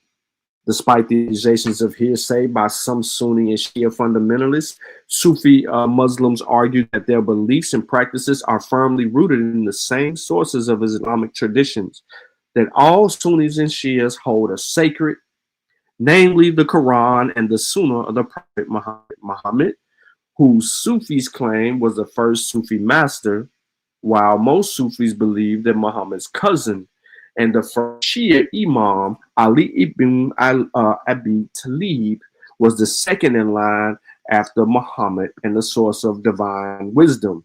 Some believe Abu Bakr, the first Sunni Khalifa who had played that role. So far as I'm going with that. So as you can see, there are differences. You know what I'm saying? Just as it is in Christianity. But the NOI ain't following none of them. I say F all of that. You want to know something that is funny though? If you look at the layers of Christianity, right? Look at the layers of Christianity. You see similar shit. But my point is, black people will take whatever, whenever, however, remix it and make their own shit up. And basically, Wesley Muhammad is trying to do that right now. Because ain't no way in hell is you tell me, Wesley, that the mother freaking Anunnaki The mother freaking Anunnaki, black people, which is another one of your claims. My dear brother, 2-hour, 12-minute mark. Let me find it.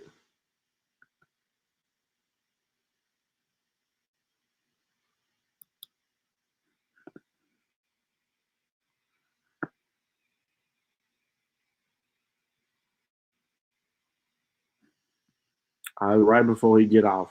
It ain't even long enough for me to play it. Let me see. I don't even think I mentioned it.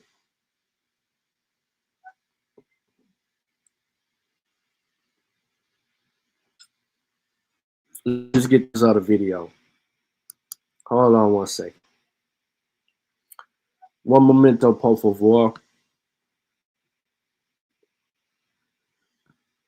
Dude got numerology on his channel. That's what I'm saying. This channel pseudo as fuck.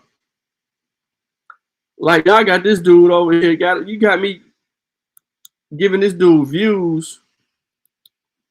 He got all the pseudo shit on his channel. And y'all love this shit.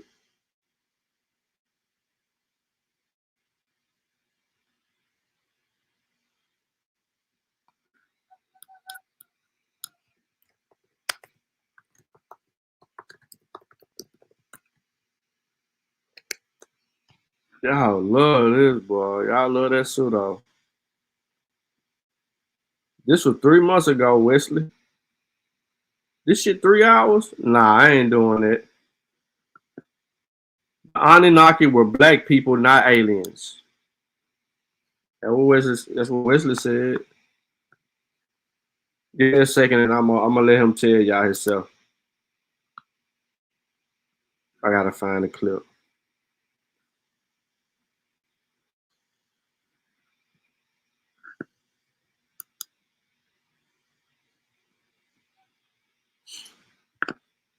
Let me share my screen. This is why I don't take none of these people serious at all.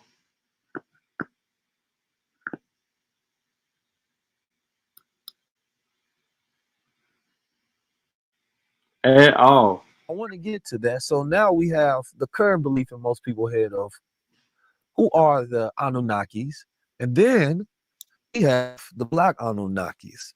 So for those who have limited knowledge on the subject, and for those who have so-called superior knowledge on the subject, can we lay out a foundation of who are the Anunnakis from the Zacharian stitch paradigm, right? And the new paradigm, right? As I'll call this the Wesley paradigm, just for the point of this conversation, and maybe for the point of future conversations. So how you go out to Zachariah stitching? How you gonna outdo Zachariah stitching? See, these dudes are making money. And what's bad is they won't even call like Brother Ben. They won't even call a Brother Azumah. They won't call Kofi. I know they ain't calling me. Because I'm fighting against every damn thing they ever teaching on channels like these. But they won't even call up people with a little bit that have a little bit more the eye to get involved in these conversations and deal with a lot of things that people are saying on the channel, and then allowing the information to be heard, the opposing view to be heard and or taught. Right? Because they have an agenda. This dude, he got an agenda. Just listen to this. What is the Zachariah version of the Anunnakis? Okay. May I start with the true version and then get to what I am suggesting is the fabricated version? And it's not the Wesley paradigm. It's the Most Honorable Elijah Muhammad teaches us that the black man is God. Yes, sir. Said whenever you look at a black man, you are looking at God. He presented to us a detailed theogony, the process by which the Black man came to be and came to be God. Now, I'm a historian of religion, Brother Keys. That's my training, which means I engage in a historical, critical study of religious traditions and religious texts. And as an historian of religion, I've studied all of the ancient religions, all of the ancient texts. And when the Honorable Elijah Muhammad taught us about this group of gods, he called them the 12 major scientists, the 24 scientists. Those same gods you encounter in the Hebrew Bible as Adak El, so of God, also Elohim, gods, plural. Those same gods that the Honorable Muhammad taught us about, you encounter them in ancient Kemetic, ancient Egyptian writings, Neter, the council of the gods. It's the same as the Black God. A council, a closed. See that? You see that play? That play, he keeps that play. That play is in everything that he keeps. Black God, because he's trying to make something resonate with us because we are so blackety black. I'm black, y'all. I'm black, y'all. I'm blickety blickety blick black, y'all. It's like this and like that and like this and the. Listen, the only time I've seen black gods is in Nigeria, among the Yoruba. Not only among just the Yoruba, but I'm being like direct right now, specifically direct right now. That pops the first thing that pops up in my head. When you see deities around Ile Ife, all around them sculptures, the mother freakers is black. They ain't playing no gizzles.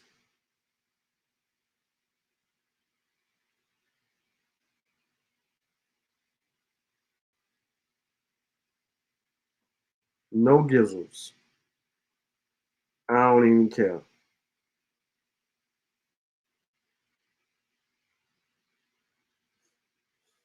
You're not finna convince me, brother.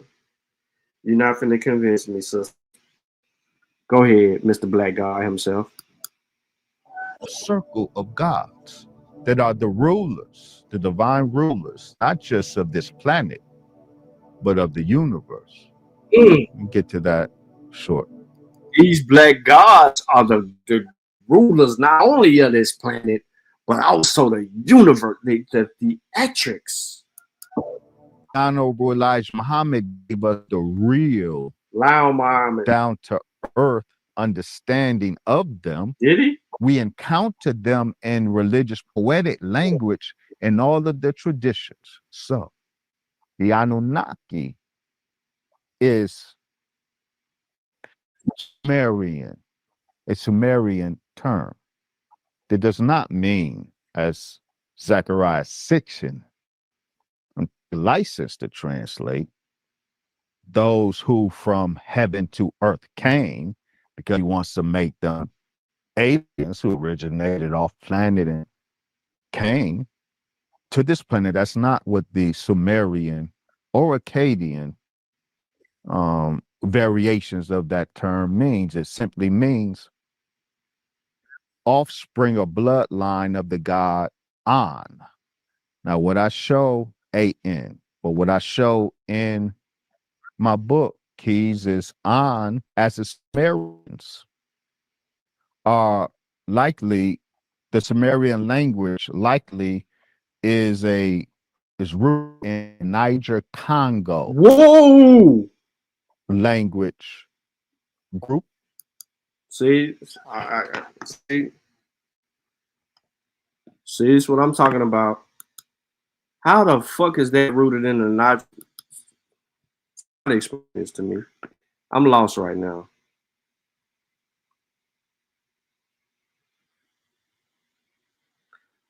Teddy, I did not watch Vince Bantu video yet. I am not. I have not indulged in listening to Vince Bantu claim that African spirituality is witchcraft. I am not going to get into that. I am trying to allow my brother, if he will, and I've asked him to deal with that, brother Black Panther, from the perspective as a practitioner of Isheshe traditions. We have already talked about numerous times when dealing with West African culture, more specifically speaking, that it ain't no damn witchcraft, and it ain't got nothing to do with witchcraft, and you can't equate it to witchcraft. Yet you sent me the video of the brother saying those things, and I haven't got to it, brother. Haven't got to it, brother. And I apologize. I'm trying to dump it off on Panther. Trying to dump it off on Panther, bro. That's all.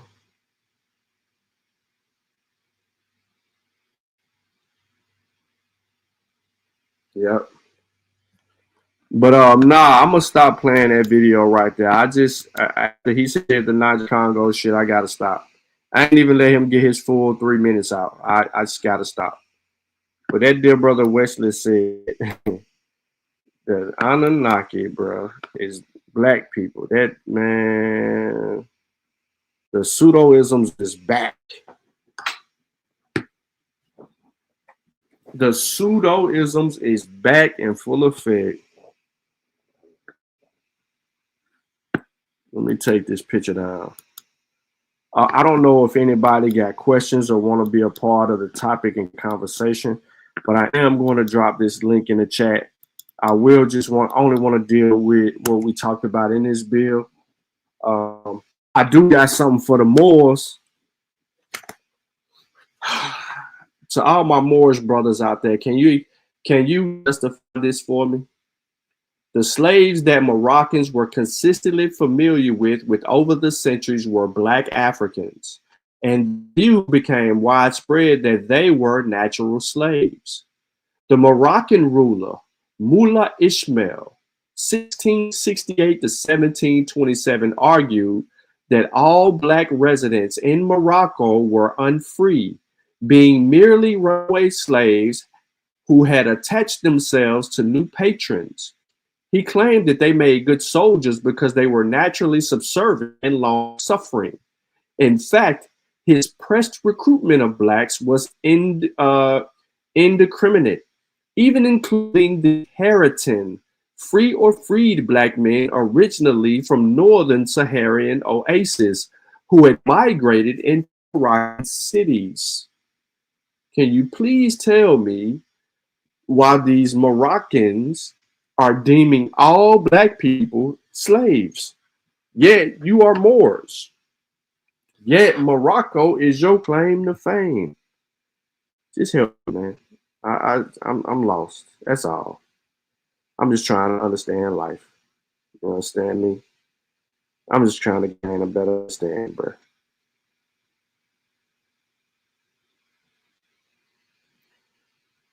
So Arca, you know I know that. You know I know that, right? But you know what I'm saying? They act like this information does not exist.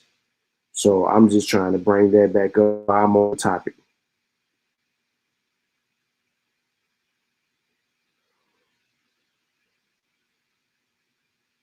Yeah.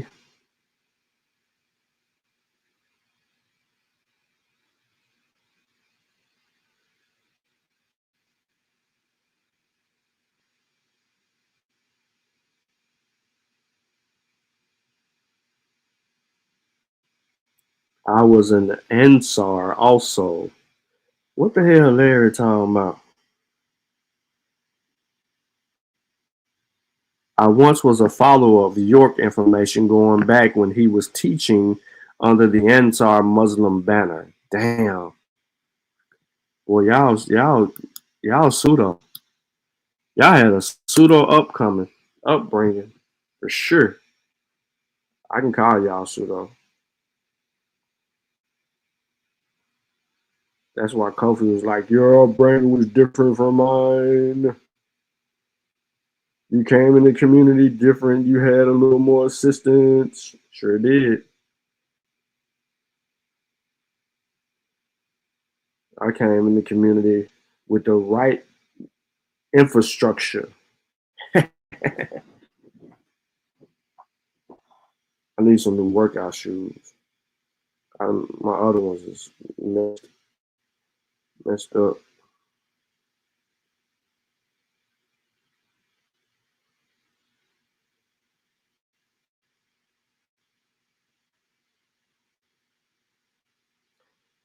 Look, man, I dropped the link in the chat, bro. Hop up on the panel, man. I don't care who you are. I mean, I know some of y'all might be at work or whatever the case may be, man, but be a part of the conversation.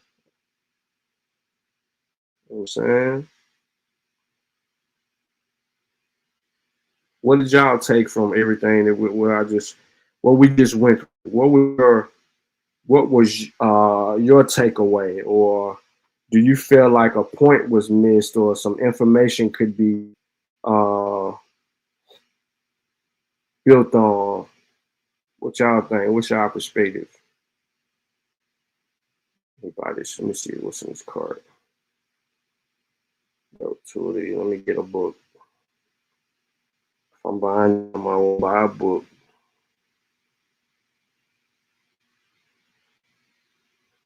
Which one of these books I want? Let me get this. I was 18, Shawn, but you were an UPK Israelite. No, I wouldn't. I ain't never been no UPK, and I don't know nothing about no Israelites, bro. First time I ever encountered some claiming to be an Israelite was my homeboy, and I ain't seen him in a long time. I came back, he was on, I don't know, man, he was on something weird, bro. I don't know what the fuck that was about. He took me back a little bit.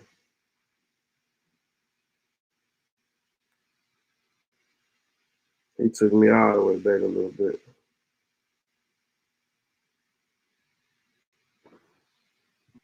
It was said back in the 80s, there wasn't easy to get the correct information back then. It wasn't no internet. That's facts.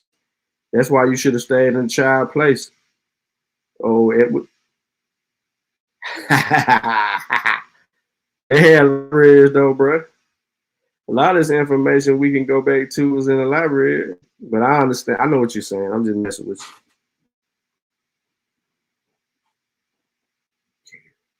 What's this?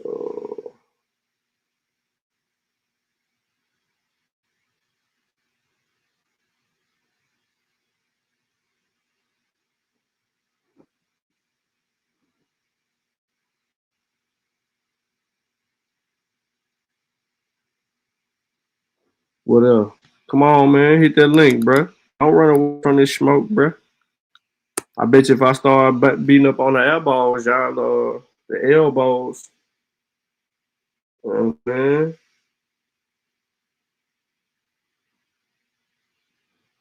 I could have went a little bit more on Timothy Insoll on some real stuff, because Insoll, he dedicates the introduction into his book on trying to establish the African traditional religions, and then in comes Islam, and then Islam is adapted by these practitioners, and then they either diffused or infused element that into that. Grown man 773 said he missed the whole. Yeah. Keep it up. Yeah. Definitely, bro. I don't take no video down. Once the video up, it's up, bro. It's up. It's up for several reasons. It's up so people can scrutinize me. It's up for the information that has been provided to it. It's up for, you know what I'm saying, future viewers. So like, you know what I mean? You kind of, if you're interested in this topic, you know, most people aren't interested in this topic.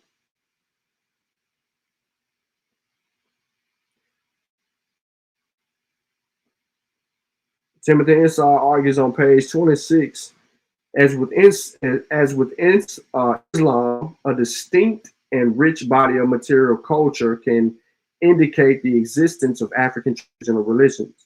And an important point to note in this respect is that the strict dividing line between the archaeology of Islam and that of traditional religions cannot always be drawn.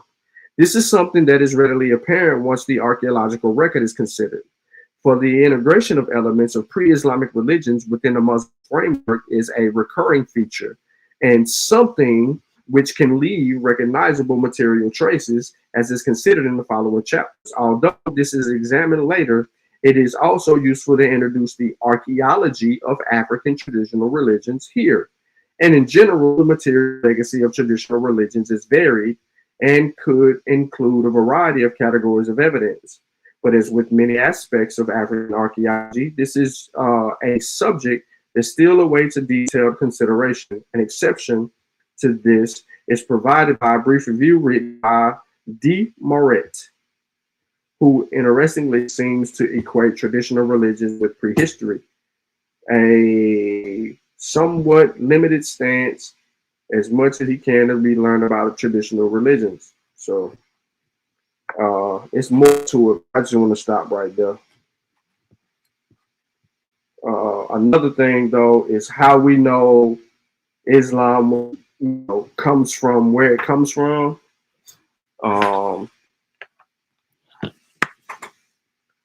Because we find pork in places that pork shouldn't be. Well, pork isn't at now. When they dug up these sites in East Africa, there were sites where they found pigs, but in modern times you see Islam over there. So they're like, before these people was even here, they had them pig mount, they had that fine pork in the region. So there would be the presence for Muslims wouldn't be heavily there.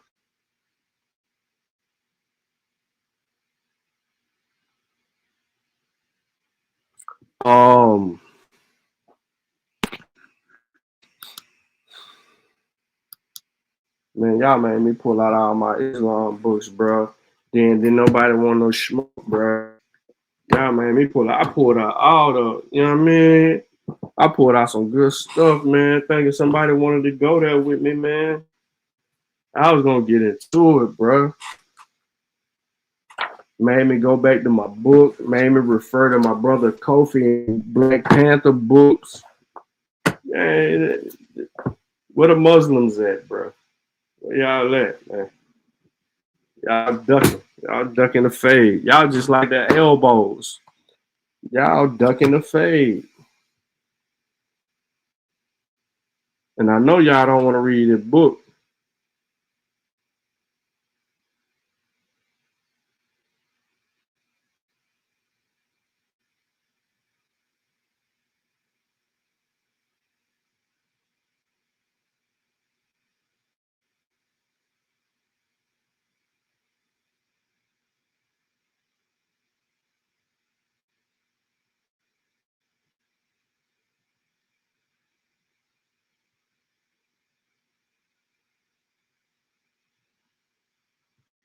I'll read you some. My bad.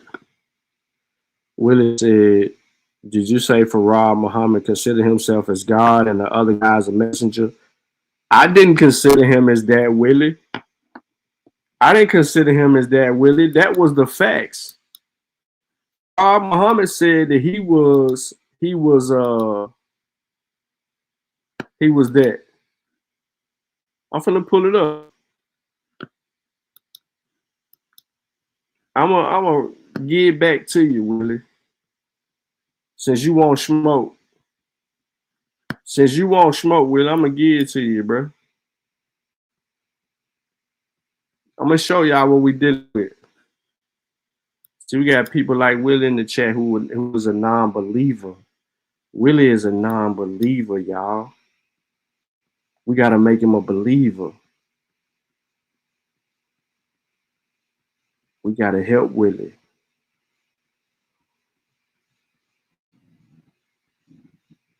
Hold on, man. I got to get the 658, Willie. I'm on it.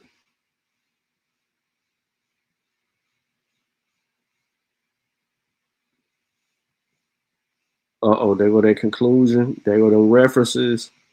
And here we go, Willie. Here we go, Willie.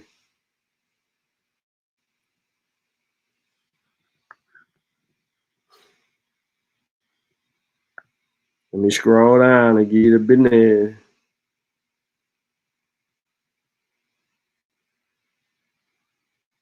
You ready, Willie? It's on the screen, Willie. From a historically Islamic perspective, one of the most controversial of these teachings was the belief that W.D. Fard was God in the flesh, and Elijah Muhammad was his messenger. I'm going to leave that on the screen. Let me scroll it up a little bit. I'm going to leave it, zoom in. I'm going to zoom in as much as I can, bro. I'm going to try to make it as big as possible, bro. This is the problem right here. I made it big enough for all of us to see.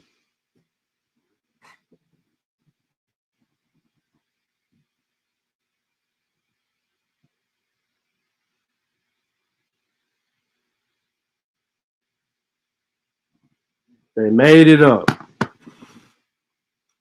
The whole thing about the NOI is made up. They trumped up the belief system.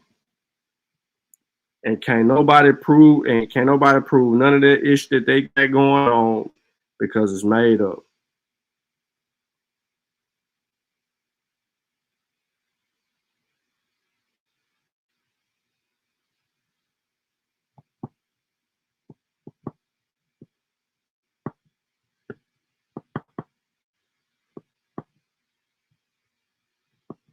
Made up.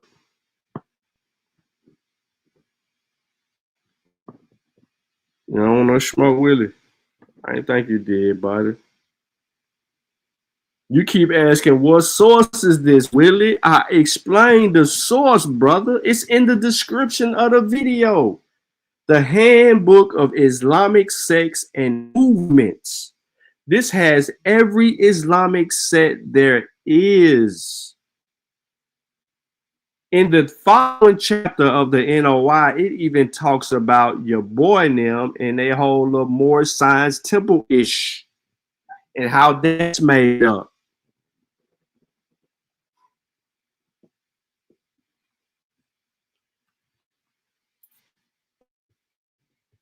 There you go, Sister Safi. Yeah, Elijah did that.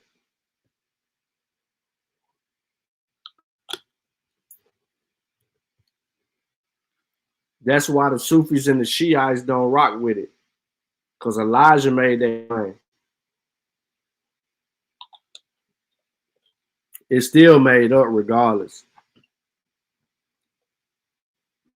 And I think Sister Safi, aren't you Muslim?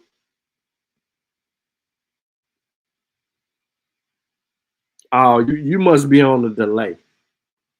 So for the record, anybody that's on the delay, the book is in the description of this video. You can go get it right now and download it. The name of the book is The Handbook of Islamic Sects and Movements. I left it on purpose. This is the third time I done left this book.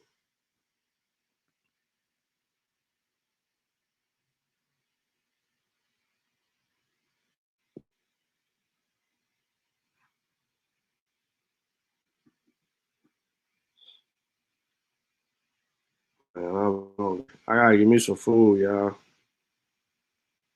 You know what? I really ain't gotta get no food. I can just fast the rest of the day. But my kids gotta eat.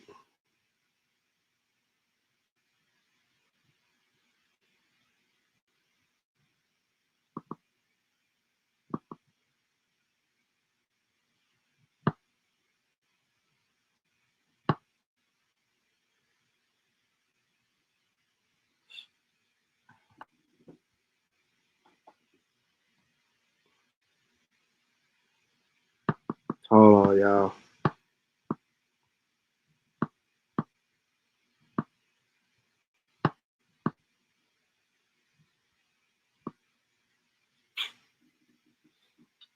Yeah. Let me look at the. I see the check, and I was.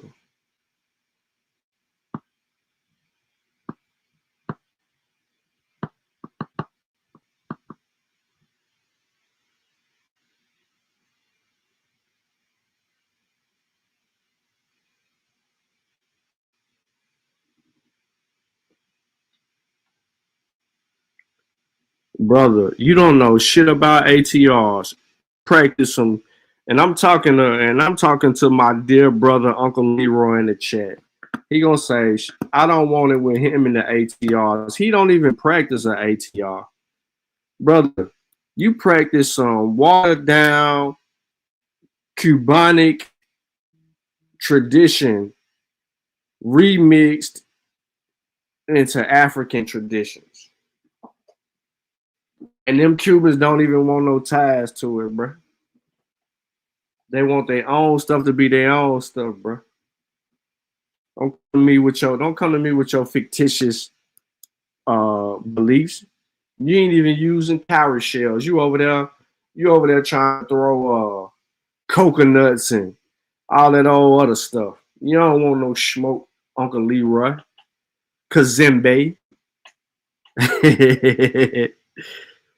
Kazembe don't want that smoke. All of it is made up. The original Abrahamic faiths, and it's all is remixed versions.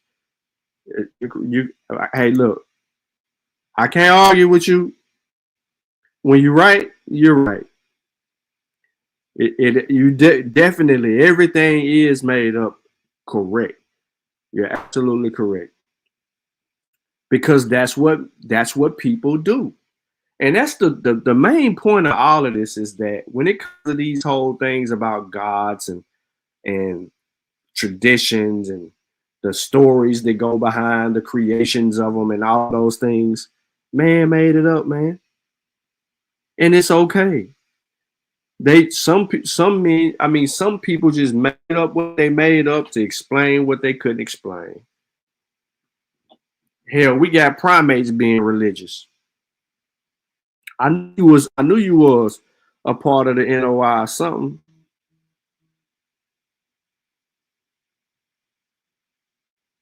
Man, who was this dude with this weird head right there?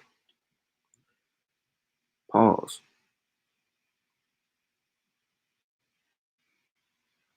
Oh, we know you not. We definitely know you not.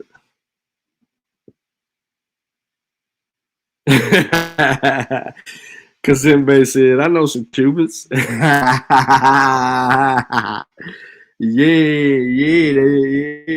Kazembe. You ain't dealing with that real African traditions, bro. You over there on some remix. Come on now. He said, did man also observe phenomena which can't be explained by science? What phenomena what are you referring to?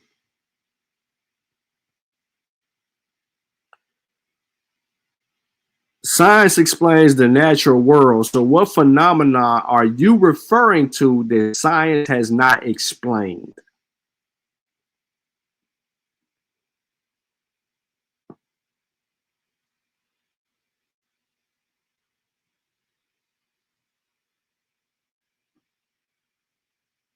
My brother just texted me.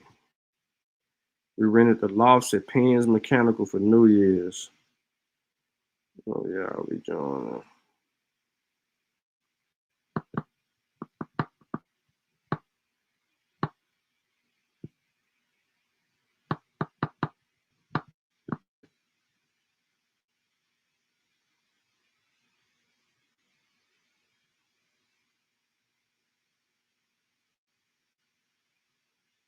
Penn's Mechanical. I don't know what this is. This dude always getting some little bougie place. What is this? Oh, this ball. They got balling up in there too. Oh, they got Sadidi. Okay.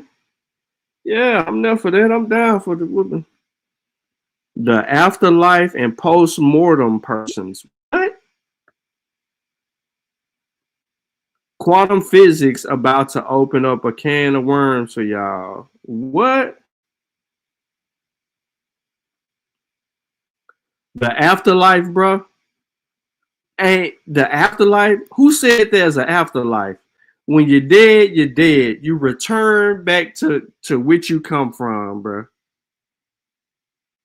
We're gonna bury you in the ground, and your energy is gonna be transferred into good eatings for maggots and other insects that will feed on you, bro. Ain't you ever seen the dead carcass left out? What happens to a dead carcass? I mean, an animal, and that carcass is just left out there. It's absorbed.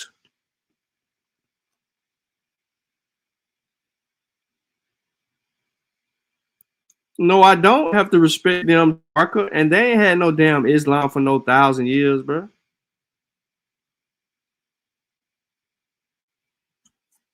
Not all of them had Islam for 1,000 years.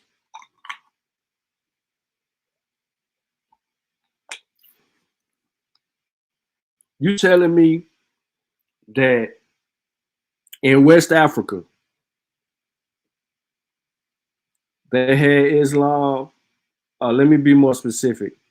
You telling me that in Mali they had Islam for over 1,000 years?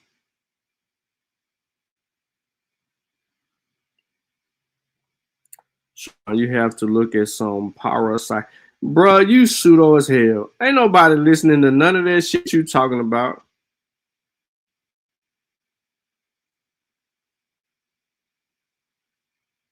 Islam didn't give the West no damn modern sciences. Fuck out of here. Yes, Ouagadougou was destroyed by Islam, but the Masi rejected Islam for a long time before it fell. Since you want to bring up Ouagadougou, Masi rejected the best sense of Islam. No, we don't want no Islam. That's why the Masi was banging that Shia and them. They was doing raids back and forth. Who cares if Gary has a PhD? That does not mean that he's right because he has a PhD. I know a PhD who wrong his 2 left feet on many subject matters. Gary's expertise has to be in one thing. Just because he has a PhD in one thing does not make him right on another subject matter. You trying to sit here and tell me that there's an afterlife. You don't have evidence of an afterlife. You have a belief. You're not going to tell me that someone with a PhD is going to tell us that when we die, we go somewhere. No, the fuck we don't.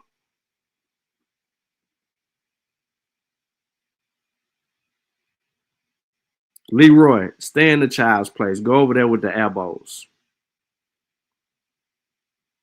You asking crazy questions.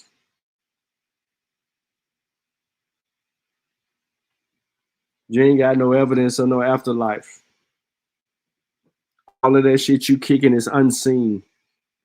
I'm just speaking on the time period of Islam in West Africa. I got you, Taraka. I know people. Listen,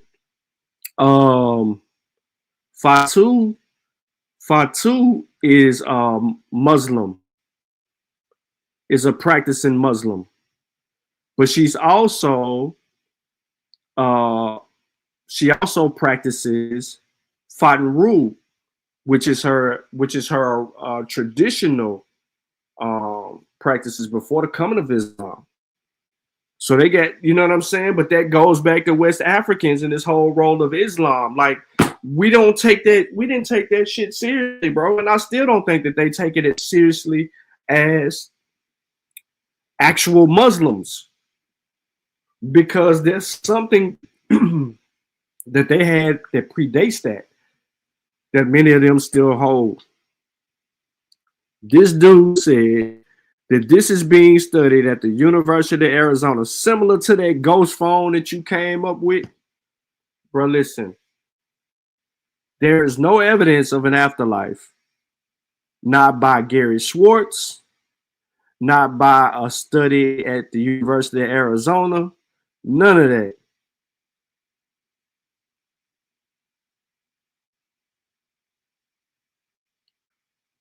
Pianki, that's my point. I'm disrespectful as hell.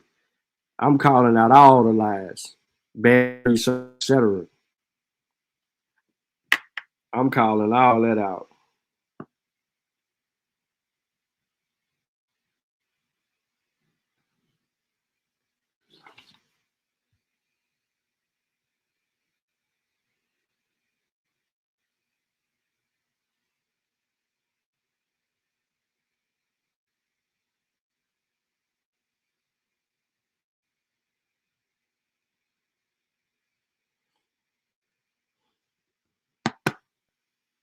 And I definitely listen to nothing that my brother Uncle Leroy say in the chat.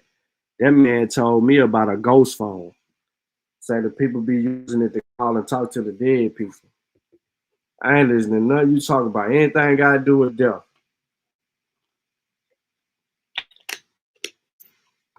Man been on this earth for over 300,000 years. And lately, man in the last 200 years has been working their ass off to answer questions about things they didn't have an explanation for. And every 10 or 15 years or so, or somewhere around those lines, man has gained a better and deeper understanding on how to survive and continue to live in this natural world where nature is trying to kill us all. So I don't know what you talking about.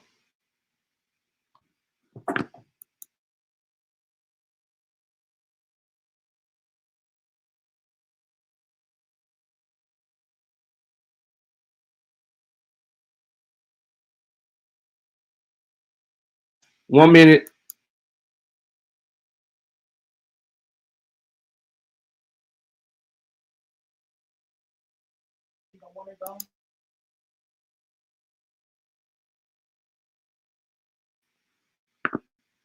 Said what I said, bro. You heard what I said? All right. Before I was rudely interrupted. Let me check something real quick. Man, y'all still hanging in here, bro. Y'all deep in here today. If man has done that, then why do we have the most pollution now than there's ever been? Because you have too many people on this earth, fool. You asked a dumb question. We have too many people on this earth.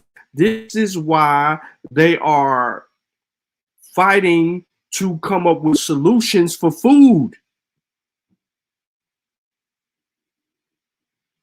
You gotta study science. You gotta get your ass up out of this realm of belief. Them little coconuts, them little walnuts, them little fake shells and pennies you be throwing, bro. You need to get away from that, bro. You need to get away from that. Wearing 45,000 elite A's and running around here claiming to be child of motherfucking Cuban deities. You gotta get away from that, bro. You gotta get away from that. You need to go back to Africa.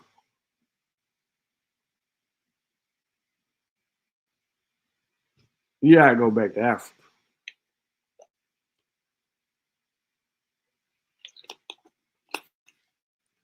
You getting abo. You getting you becoming an abo with your what they call it, Regle de Ocha. Regle de Ocha.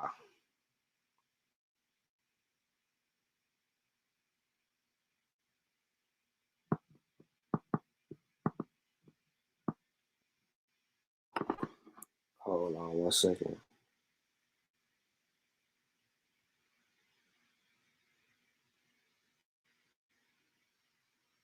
I'm beating them up. Can't rely on the gods anymore. Nah, not today.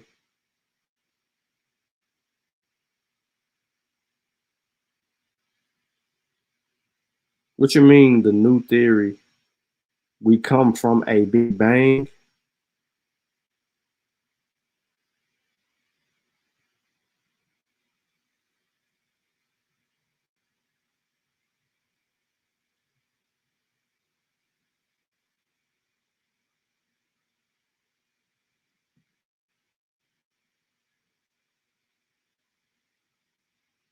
Look what he say. Side boy, this is the easiest way to get your ass kicked out of the chat. Watch it. Look at this chat. When I say he acting abo, he acting abo. This fool said European science and technology for the most part has been anti-nature.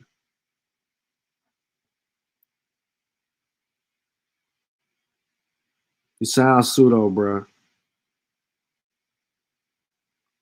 Anything prevents nature from killing you is anti-nature. When the Africans created weaponry and things of that nature to survive, they were fighting against nature. When they went from being the hunted, the hunted to the hunter,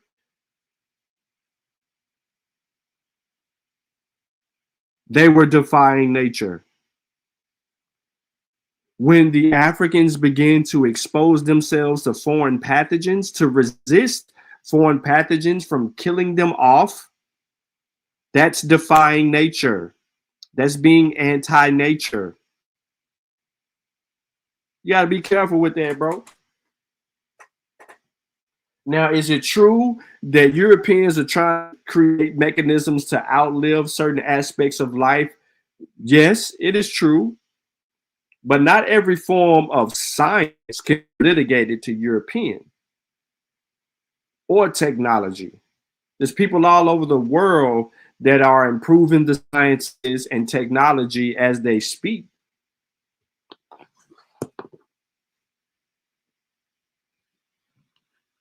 Hold on, let me scroll down. Let me get off of what Kazembe talking about in the chat, since he's a practitioner of a pseudoscience, because he think he got science in it.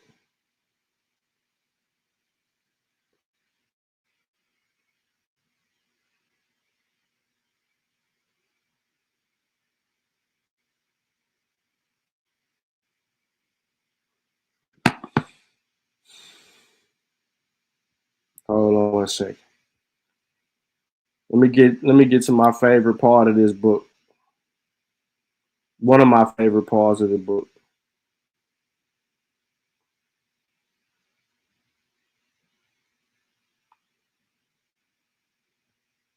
Dun, dun, dun, dun, dun, dun, dun, dun. Yes, sir. Yes, sir. We are going there.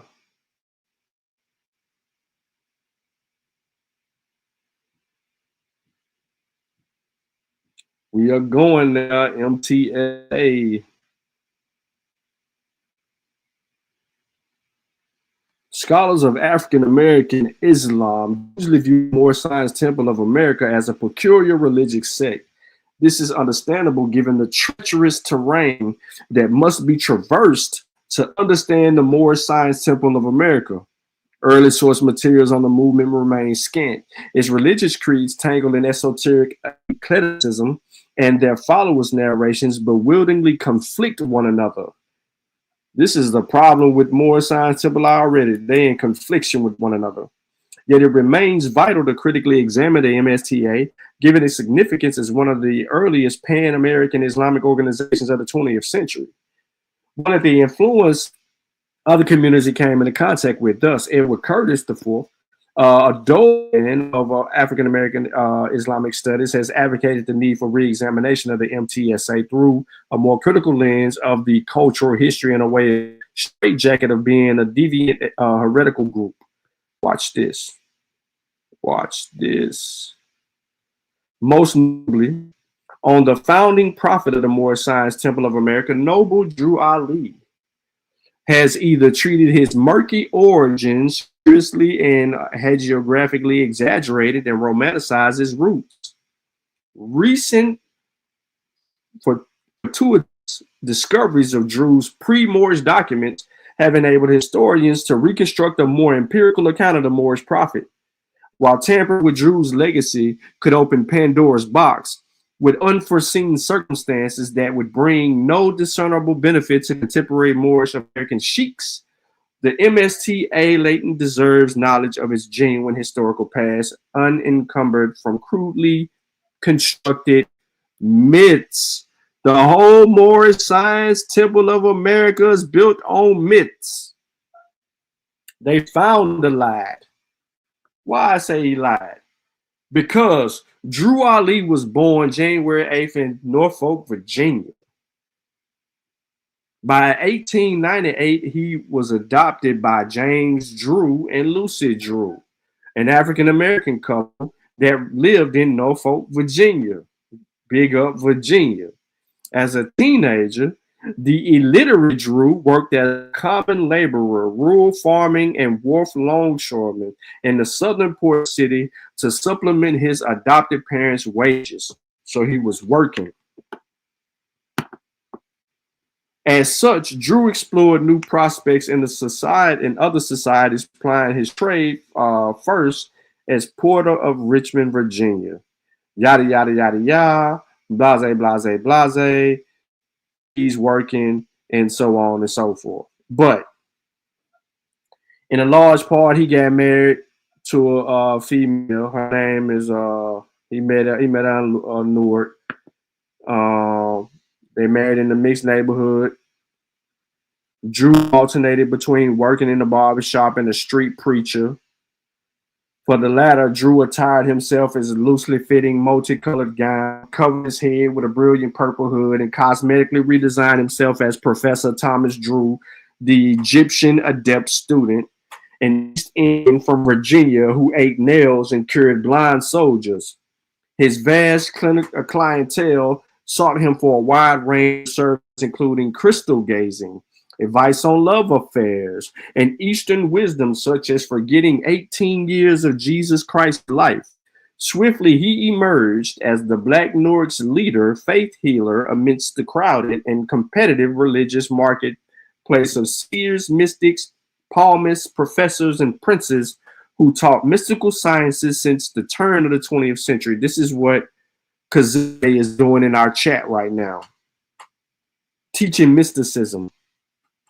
At this juncture, Drew was still unfezed, unaffiliated with Moors. Really? He was an Orientalist Muslim. Was he? So how did this whole thing come about? Drew religious preaching and ambiance to Abdul Hamid Suleiman, who was a Sudanese immigrant, filled the mantle as a charismatic spiritual leader serving Newark's colored community. Suleiman founded an extremely successful Canaanite temple, a Black Mohammedan Messianic movement that operated in the various cities, including one at the corner of Bank and Rutgers Street in Newark, a mere 3 miles from his residence. In April 1923, the popularity of Suleiman Canaanite temple speculative nosedive when Suleiman and his assistant Muhammad Ali were charged and arrested by the Supreme Court of New Jersey for carnal abuse of a follower's child. Amidst the leadership vacuum, Professor Drew reinvented himself as a religious prophet by deliberately suffixing the powerful Suri name Ali. That consistently connected him to three important sources of authority in the minds of Black urban masses: Caliph Ali, the imagined founder father of the Masonry and the son-in-law of the Islamic prophet Muhammad ibn Abdullah; Dus Muhammad Ali, an inspirational Pan-Africanist Garveyite intellectual; and the incarcerated Muhammad Ali, local organizer of the Canaanite Temple. As Canaanite Temple number 1 had illegally been incorporated into Newark in May 1924, Drew embarked on an evangelical crusade elsewhere under a new Moorish banner to restructure Suleiman's satellite temples and traveled to several southern cities before establishing his headquarters in Chicago, Illinois.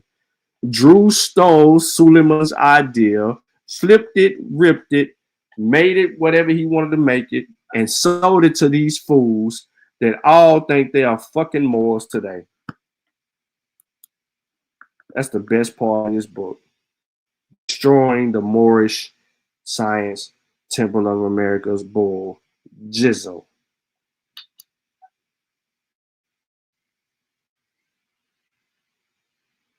No. How many people how many people in China? He just said westernized areas. Boy, you crazy. You know how many people in China, bro? They over there talking about you can't have more than X, Y, and Z kids, bro. For such a long time. For overpopulation. Get out of here, man.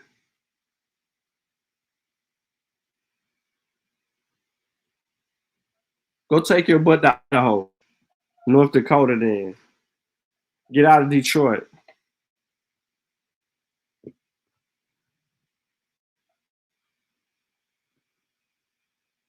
The Moorish Science Temple is funny.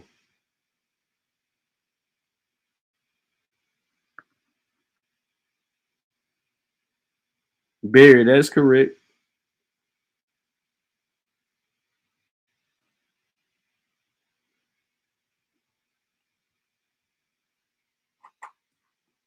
No argument there. I'm only arguing with Kazembe right now, since he want to be Cuban.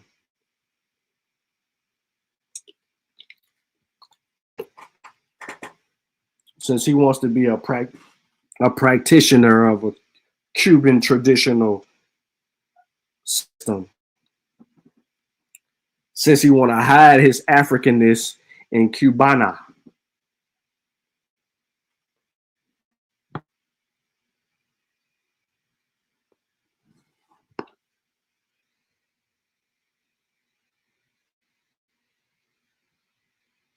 Swole on the stove. I guess I missed all that swole.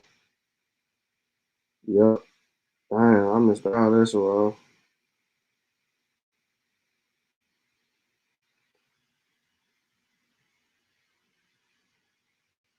I don't eat chicken, so I'm out.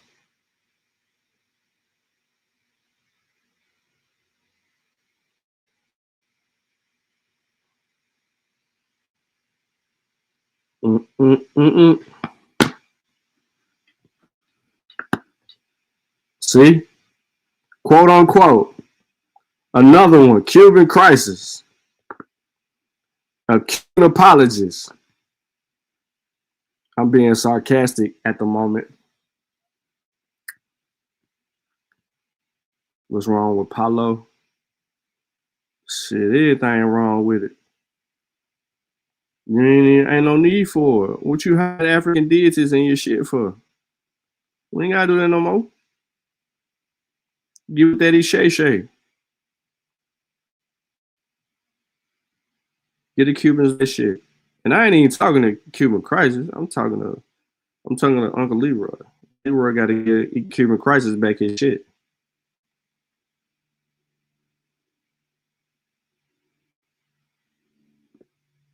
He's stealing from Cuban crisis. Don't make me pull that statement up.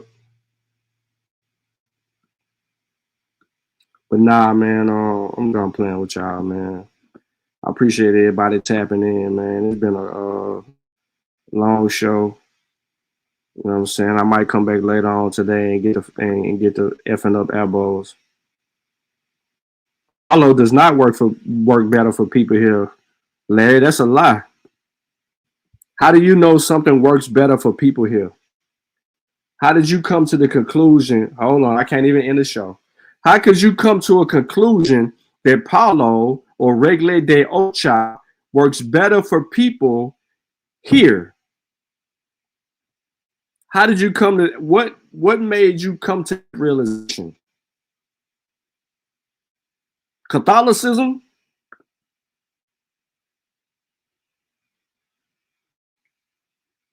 hiding your Africanness in Catholicism works better for you here? I thought it was free religion.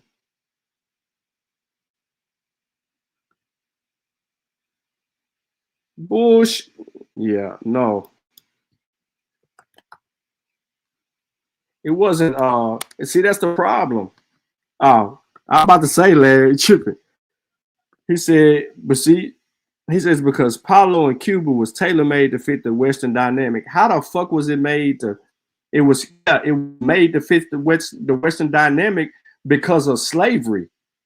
Because you couldn't, they didn't want you practicing your beliefs, so you had to hide them in Catholicism. Who says you can't have X, Y, and Z done anything? Y'all don't even know. This is what I mean by, bro. You don't know what you talking about, bro. You need. Who says that you had to do that?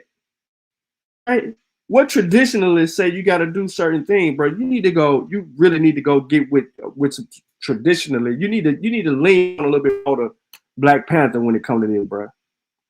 Get Cuban Crisis back his shit, bro. Get Christ back his shit, bro. And then you go get with some real African shit, bro. But you get Cuban Crisis back his shit and everything, cool. What up, JoJo? You late to the party, bro. You're gonna have to catch the rewind. Right now, I'm just messing with people for the last 20 minutes. No, don't say no. Nope. Nah. You don't know nothing about what's done in Nigeria, bro. You don't know what are the shrines for, bro? What these shrines people have? See, never mind. I ain't even gonna get into all of that. It's too much information on this channel for you to be this ignorant. Kazembe, go back to making them goddamn copper bracelets, bro. You tripping? Debate brother Oba. Who the fuck is brother? I don't know. Who is brother Oba? I need to debate him. He ain't got no man. I don't know who that is. Debate him for what? On his beliefs? Psh, I might as well argue with Christians.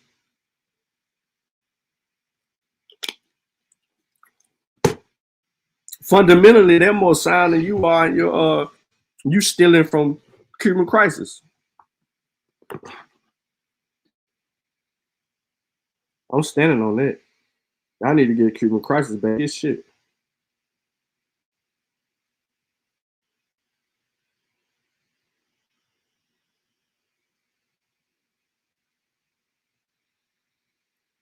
Man, the Anunnaki is a myth. Why would that even be? Why you bring that back up, Willie? I thought we were past that, man. And then he talked about the Anunnaki with Zachariah stitching like there's going to be a different goddamn Anunnaki, bro. That shit pseudo and the motherfucker.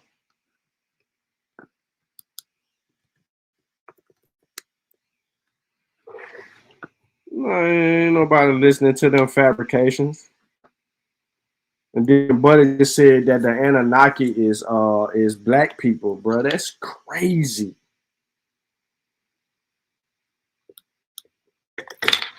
And he ain't trying to use the black version of the Anunnaki. So now there's a white version of the Anunnaki and a black version of the Anunnaki. I'm lost. All skin folk ain't kinfolk. I'm lost. Wesley then came up with some whole new shit.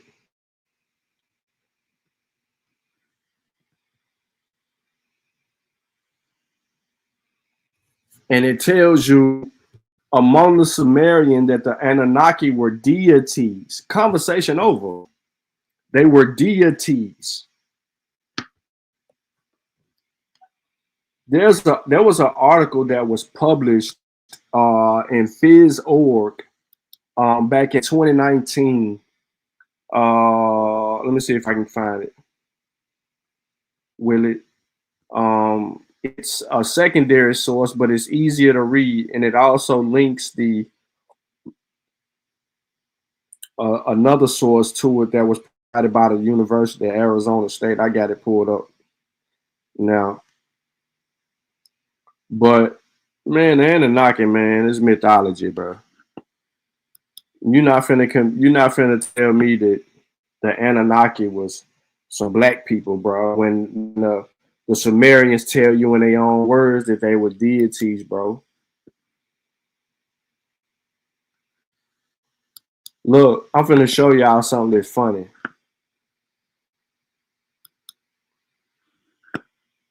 Different ways he want to play games. Willie didn't want to play the games.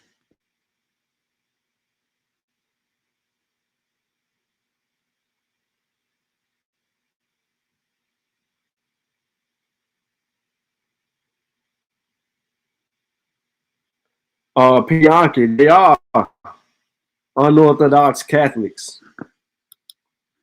They still had that shit in Catholicism, bro. That's what Kaz is fighting so hard. Kaz fighting so hard. Look, media bias, the Anunnaki, bias and credibility, conspiracy level, tenfold hat, meaning the strongest, science level, quackery. The Anunnaki, look what it say. Conspiracy, pseudoscience.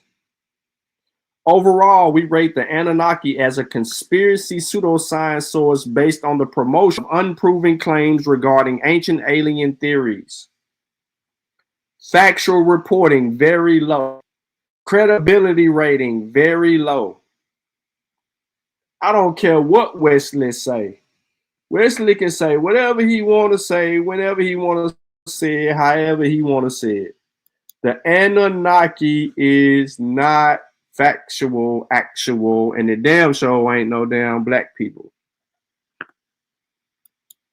And that's just how that shit go.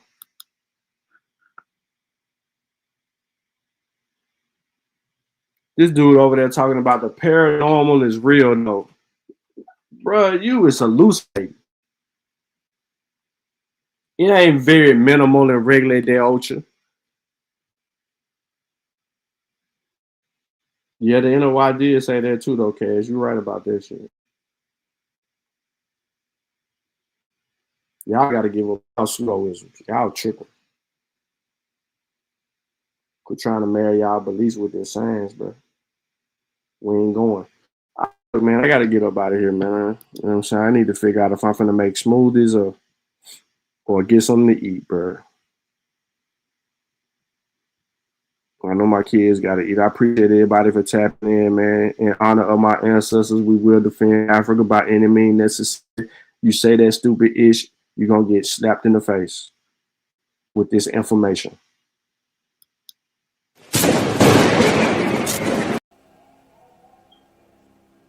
Now you see now, you done fucked up and like that.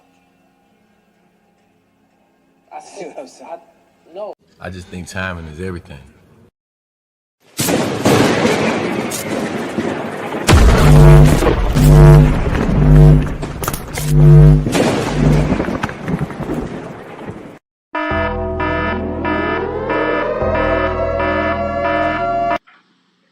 We are the victims of our own innocence.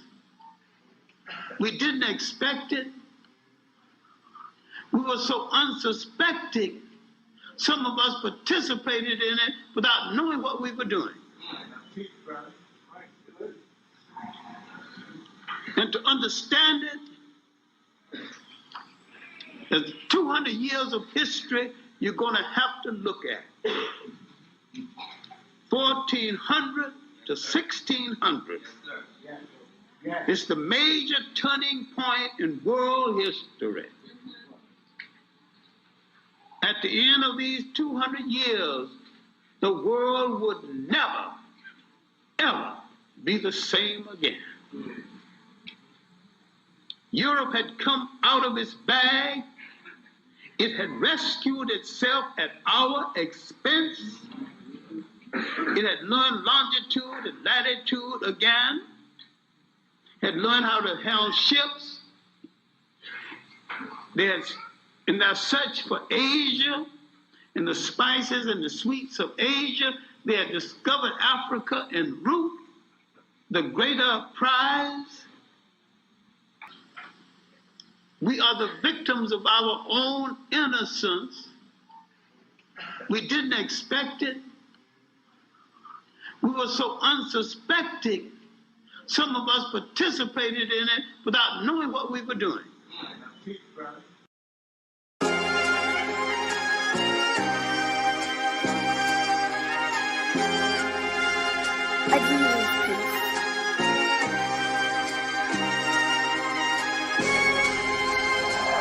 Big guy, I got the game on the chokehold like a slip knot. Too much ambition, I got too much drive. I'm probably due for a pitch stop. Black guy, repping the team, repping the squad like a mascot. Yeah, I'm the one, you know that I got it, but I still speak for the have-nots. Big guy, I got the game on the chokehold like a slip knot. Too much ambition, I got too much drive. I'm probably due for a pitch stop. Black guy, repping the team, repping the squad like a mascot. Yeah, I'm the one, you know that I got it, but I still speak for the have-nots. Yeah. It's been a hell of a run. I done bagged all of the women I wanted to bag. I probably should slow down and settle with one. Probably should hit up my mama and tell her my problem. She always wanna pray for her son. Tell her I got it, there's nothing your God could do for me. I feel much more safe with a gun. Look what I've done, just look at what I've become. They thought I was stuck in the mud. I done came up, they got up here like I weigh. I made them double the funds. Niggas be hating, probably cause they wifey like me and she wanna give me the buns. She got a friend, told her that she can come too because two heads is better than one. My competition is none.